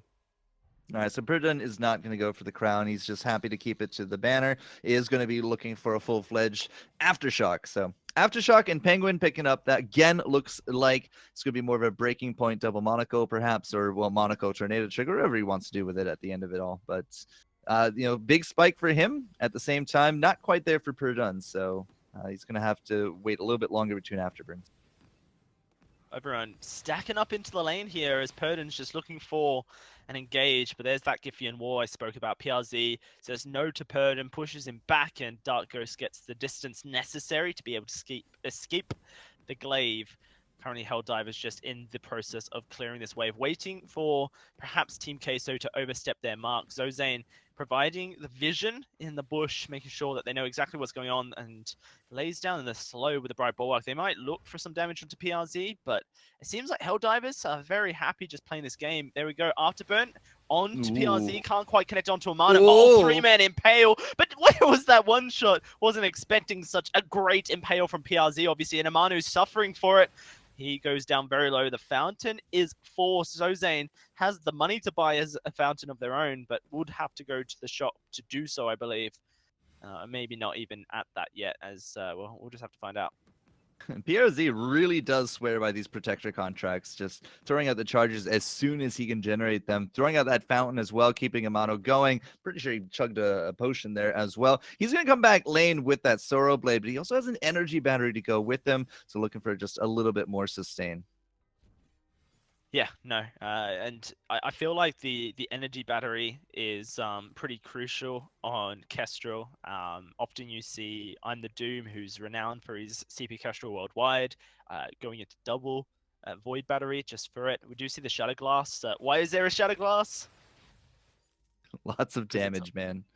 Lots of damage, and we'll have to see if Dark Ghost gets a Lots second of damage. one. 289. Yeah, double shatter is actually one of the only Well, Kestrel is one of the only ones that can make a double shatter work out really well. We've seen it before. We saw it on the Koshka before as well, but Koshka kind of peters out, whereas the Kestrel, especially if you can get even just like a half item in there, a third item in there, it's going to be devastating, man. So currently a bit of a gold lead to Team Queso. Impale lands on to Zozane, and he gets knocked very low, but does survive through the fountain. Here comes a Hellfire Brew. Will land onto Penguin of War. Oh god, that's a lot of damage. Will they go for the kill onto Penguin of War? They have that one shot coming up in 12 seconds. The turret is falling very low. And where is Purdom all this time? Trying to take a healing treant. He also just took the gold mine. Yeah, he did take the gold mine, you're right. Purdom dives in. Purdom loses his life. There was no fountain, perhaps not communicated from Zozane. And now this turret will also go down. Perhaps a bit of an issue there from Helldivers as that one shot almost catches Zozane shopping. But he reacts, steps out of its destruction path. You know, I thought that Helldivers actually going to be making the better of the trade out of that. Like, they had survived the 3-man push. They were doing very well with their 2v3. The gold miner got soloed up by Purdon. Like, all right, you know, they didn't lose out. Yes, they were defending the turret. They picked up an entire gold mine for free. And then Purdon shows up and unfortunately just did not have the cooldowns nor the teamwork in order to make anything happen. So, yeah, all right, nuts to that. That's going to be a gold lead going over to Queso then here, Dowsy. And without that turret, I'm not entirely too sure Penguin of War is going to be feeling very safe pushing up as they have been so far this game. It does feel like the momentum is all of a sudden in Team Queso's court, and it's exactly what you need when you're in this elimination match, playing for a playoff spot. You need that momentum to come back to you. I really thought that was great. Even if they lost out the turret, right? They traded a turret for a gold mine. I don't know, like Purdon coming up just kind of boggled my mind a little bit. And as you can see, it didn't work. So whatever, let's not harp. Let's move on as PRZ has himself an Atlas. So not only has he been setting up some decent impales, he had a nice triple earlier on. If he does find his way to Penguin of War, that's an Atlas ready for that box. Looks like Helldivers want to fight as they're going to try and move forward, but actually no, they don't. They don't know where these active cameras are, and Zozane almost gets popped. Fountain once more bursted. And there's a one-shot going to land onto Penguin of War. Oh, there's no way Helldivers can stick around for this turret. They have to fall back, surely, or else they're just going to get deleted by this Kestrel. There's Purdon trying to be a big tanky glaive, but he cannot. He's not. Helldivers are really struggling. Okay, yeah. If Purdon was looking for that champ, but there's no way he's going to get it. In fact, he's going to go again. Oh, he dives in, knocks Amano, but it's to the side. Not quite into his team for the extra damage. They are getting a lot of heal. Zozane is laying him down, has the cooldown reduction available. But still, this turret barrage from the Glimmer Shots from Dark Ghost is just, it's making life miserable for Helldivers. It is. Yeah, life is definitely a little bit miserable, but it's not like there's been a massive lead accrued here by Queso. Yeah, they're pushing, they're keeping momentum. That's all fine and dandy, but it's not translating into tons of gold. Not yet. We did just finally finish up the next item here for Zozane. I'm going to call him Lyra. Ooh, that's a good shot if it wasn't on top of the gold miner. But now he has a lot of cooldown reduction, a lot of vision. And a lot of this, I think, is centered around just keeping track of Dark Ghosts. They're looking for these invades. They're looking for these flares as well. If they know where that Crystal Kestrel is, you get that glaive behind her, punts her forward, right? You can't use that camo. That's not how that works for a Crystal Kestrel. Yeah, no, and that's where I kind of expected Purdon to be doing more against Dark Ghost. But we are going to see another fight start to brew here in this tri-bush as Amano pushes forward. Purdon will be forced to fly over the wall with his afterburn. Oh, that impale onto Penguin of War. He's charging away. One shot available in 6 seconds. I wonder if Dark Ghost will use it off cooldown. Perhaps not, since they don't have vision of anyone, but he may look for the snipe nonetheless. They're clearing vision out here, Team Queso, and you said, you know, that they haven't been able to translate their aggression into gold. Well, I think they might be able to in this next push. Yeah, if they take the turret, then they're going to be looking a lot better. But 11 minutes in, no infusions here from Helldivers. And now a gauge comes out. Ooh. Purdon though into an active camo, into an impale, into death. Fountain comes out late for Zozane, and that's going to be Amano with the first kill. Penguin of War, he's putting on a brave face, trying to find the kill, and he will find one, but it just gets returned. A double for Amano from the death, and that just leaves Zozane to protect a turret against Dark Coast and PRC. Okay, and this should be, by all rights, that turret gone. There it goes. It's done. But will the Lyra drop? She does not have the arcane passage. Oh, no! Oh, that's it. That is it, Dowsy. Not an ace, but 3 kills. Sniped by Dark Ghost. That's the power of the Kestrel, and she's got that Void Battery, like we said. It's this next item that I'm super interested in from Dark Ghost.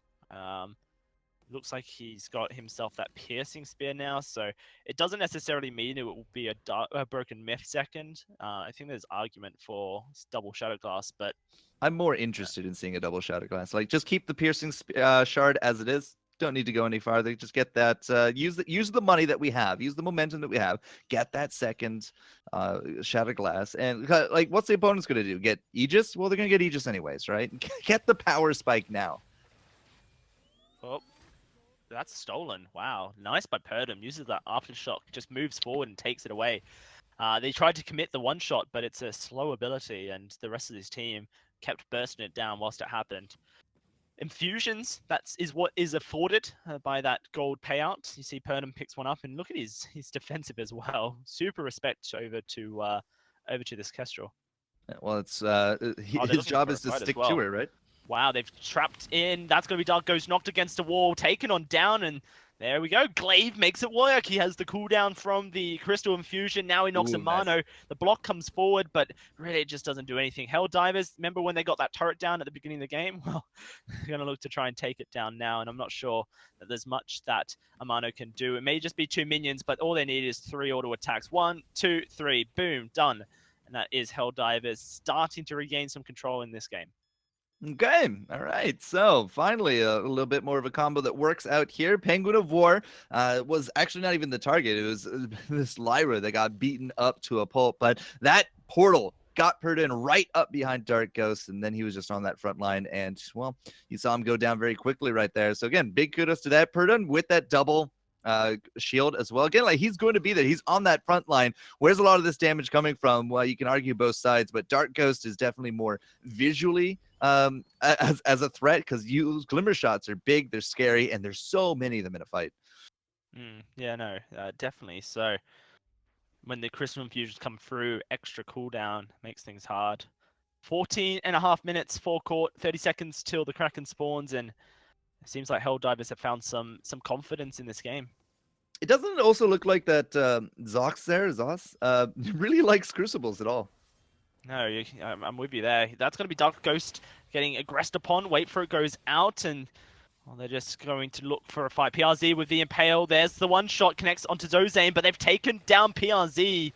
The Fountain comes out at the last second. Oh, wow. Amano's laying down so much damage. A double kill, though, goes Penguin of War. Here we go. Can the Ghost snipe them away? Or will he just lose his life? A triple kill for Penguin of War.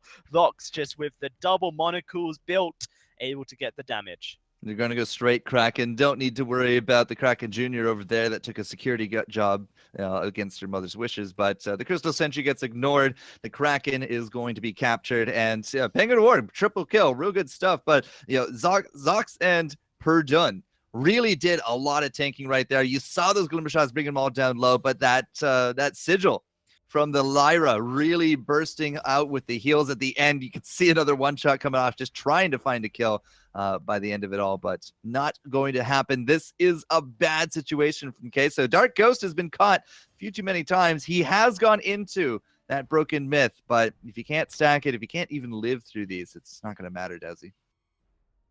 This is it.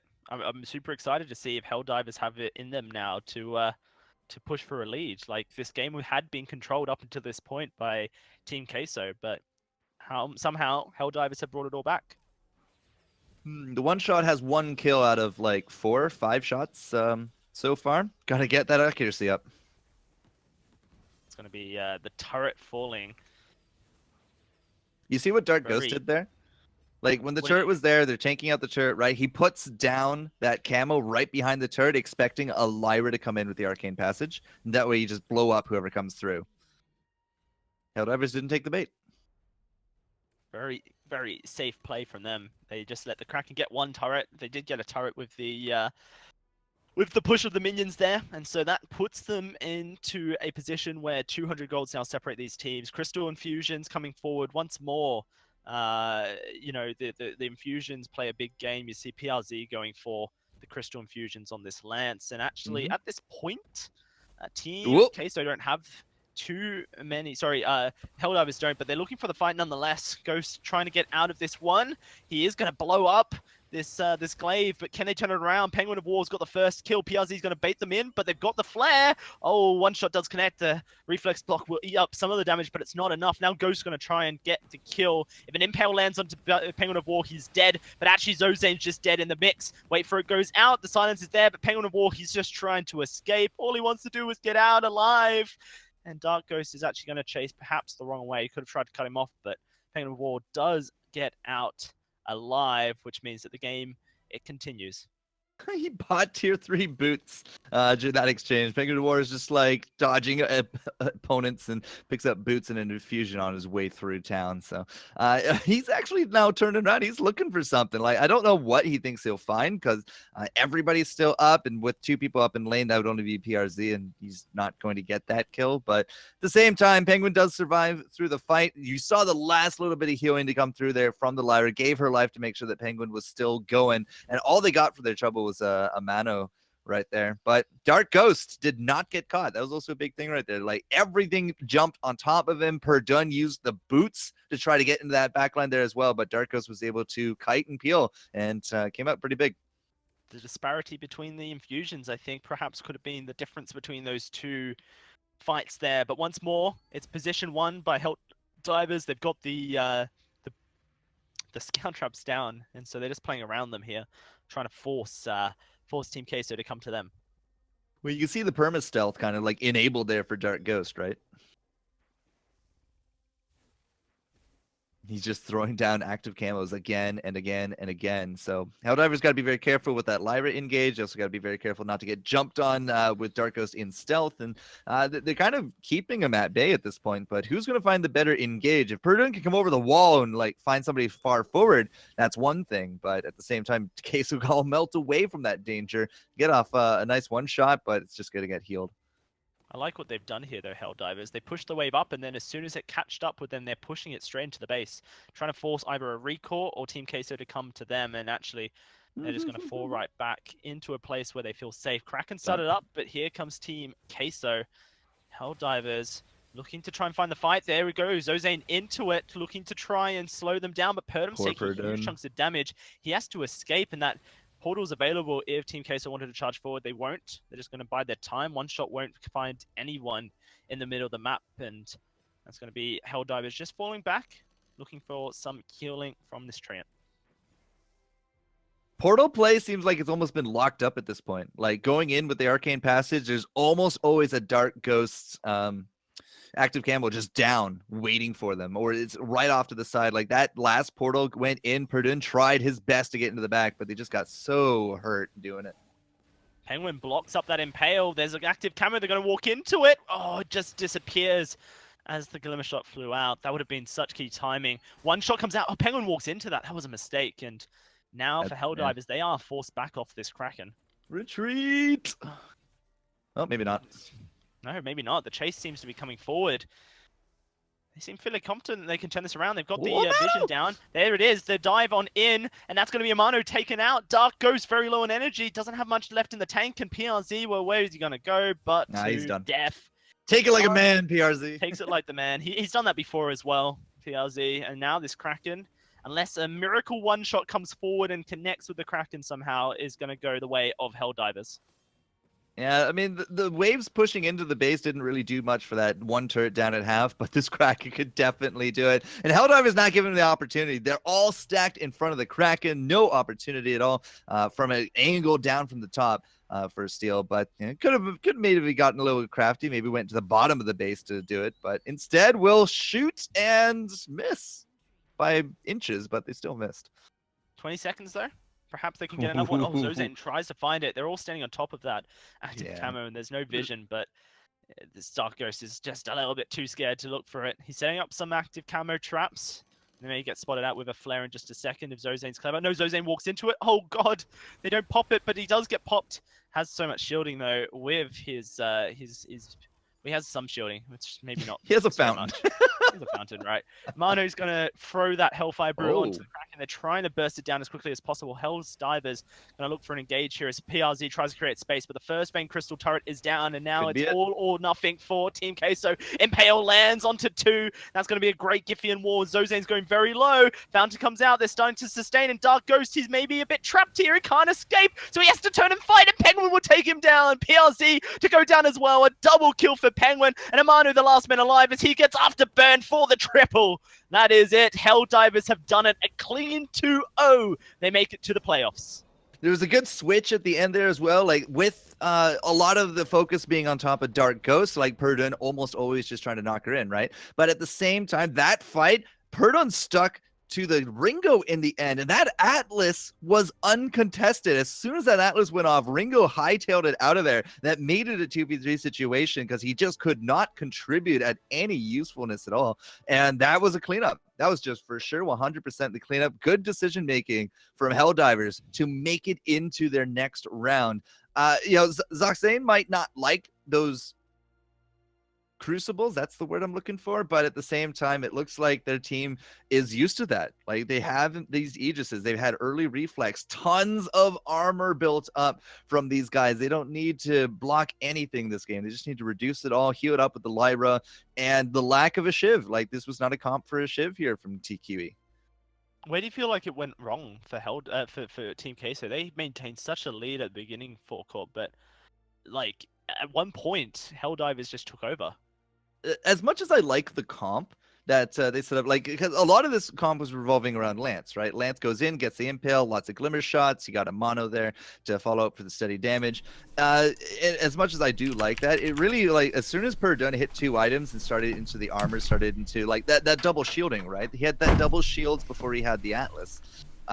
When that started happening and he was able to get into the back a lot more, it felt like it took too long for Dark Ghost to adjust the play. Like, you saw him halfway through the game ish, right? He started putting down those active camos much more proactively, and like his items didn't really change, right? He had the Shatter Glass and the Broken Mid. That was it. That was all that came online for him. The rest was Halcyon charges into defense, but it took a bit too long, I feel, to throw down those active camos, and that's where Purdon was able to kind of make work happen. Even if it wasn't a kill, it kept the Kestrel at bay. It made a lot of 2v3 situations having that tanky glaive into the backline.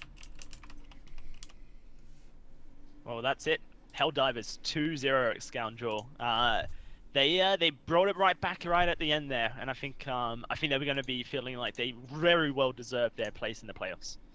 Absolutely, you might have heard me typing there. I was just uploading and updating the playoff bracket. Congratulations to Helldivers, they've made it through. And we have pretty much 7 out of 8 of our teams confirmed now. I want to say thank you to Dalsy and Forecourt. You've done a really, really good job this last few days. And obviously I won't be here next week. Might be Dalsy, might be Blueberries taking you through the next 2 days of the VGL. The Spring Split 2 concludes next week. But before we get to that, let's have a look at the playoff bracket and where we are right now.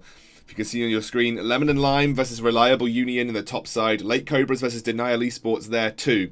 And in the bottom half of the bracket, we have 3 out of 4 confirmed, I believe, as far as I can see on the bracket. XL Esports versus Voodoo Esports, and Helldivers will be playing a team on that bottom side as well. So 7 out of the 8 teams for our playoff brackets have been confirmed. Remember, top 3 go to those VG8 playoff spots. And that's obviously fantastic. Let's have a look at what we've had today. Let's have a look at all the things that we had today. This is actually going to be seeing Reliable Union having beat Waves earlier on, 2-0. Team Queso beat Angry Pandas Black in a really tough series, 2-1. But then Helldivers absolutely swept them away 2-0 to end the day here, making their way into that playoff bracket. Heartbreak for Angry Pandas and Team Queso, who will fall short yet again, and for Waves, who fell out to XL Esports in that last game of their loser bracket. So, going forward, guys, we will be back next week at let's have a look at the date. It will be the 25th of April, starting at 8 o'clock CET. That will be our next broadcast. That will be the playoff bracket starting then. Again, those will be the last 2 days of the VGL Spring Split 2 before we head to challenge battles. And obviously then, if you're following the VG8, we'll be heading on to the live championships as well. This is my last time hosting for this split. Thank you very much for having me. And I'm sure you'll see Dalsey and Forecourt next week. So it's been fantastic. I'm just getting confirmation, by the way, from Blueberries that... Oh, no. Not getting confirmation. I thought he had the final... The final team, but I got baited because I'd already worked that out. But anyway, this has been my final time hosting for this split, so thank you very much for having me. Again, you'll see Dalsey and Forecourt next week for the playoff bracket, which is going to be fantastic. Lots of action, lots of great teams in there as well. But for now, we'll see you later and see you next week.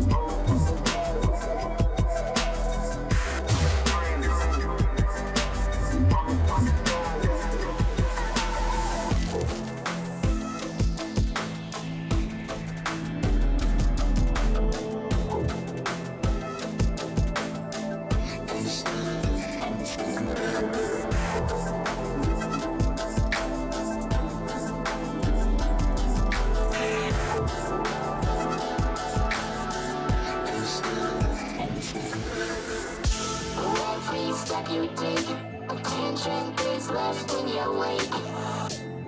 Everywhere you see, blinded yet infinitely. Spectrum of a time, breaks from the shape of a line. Each instance proves to me a moment reaching endlessly.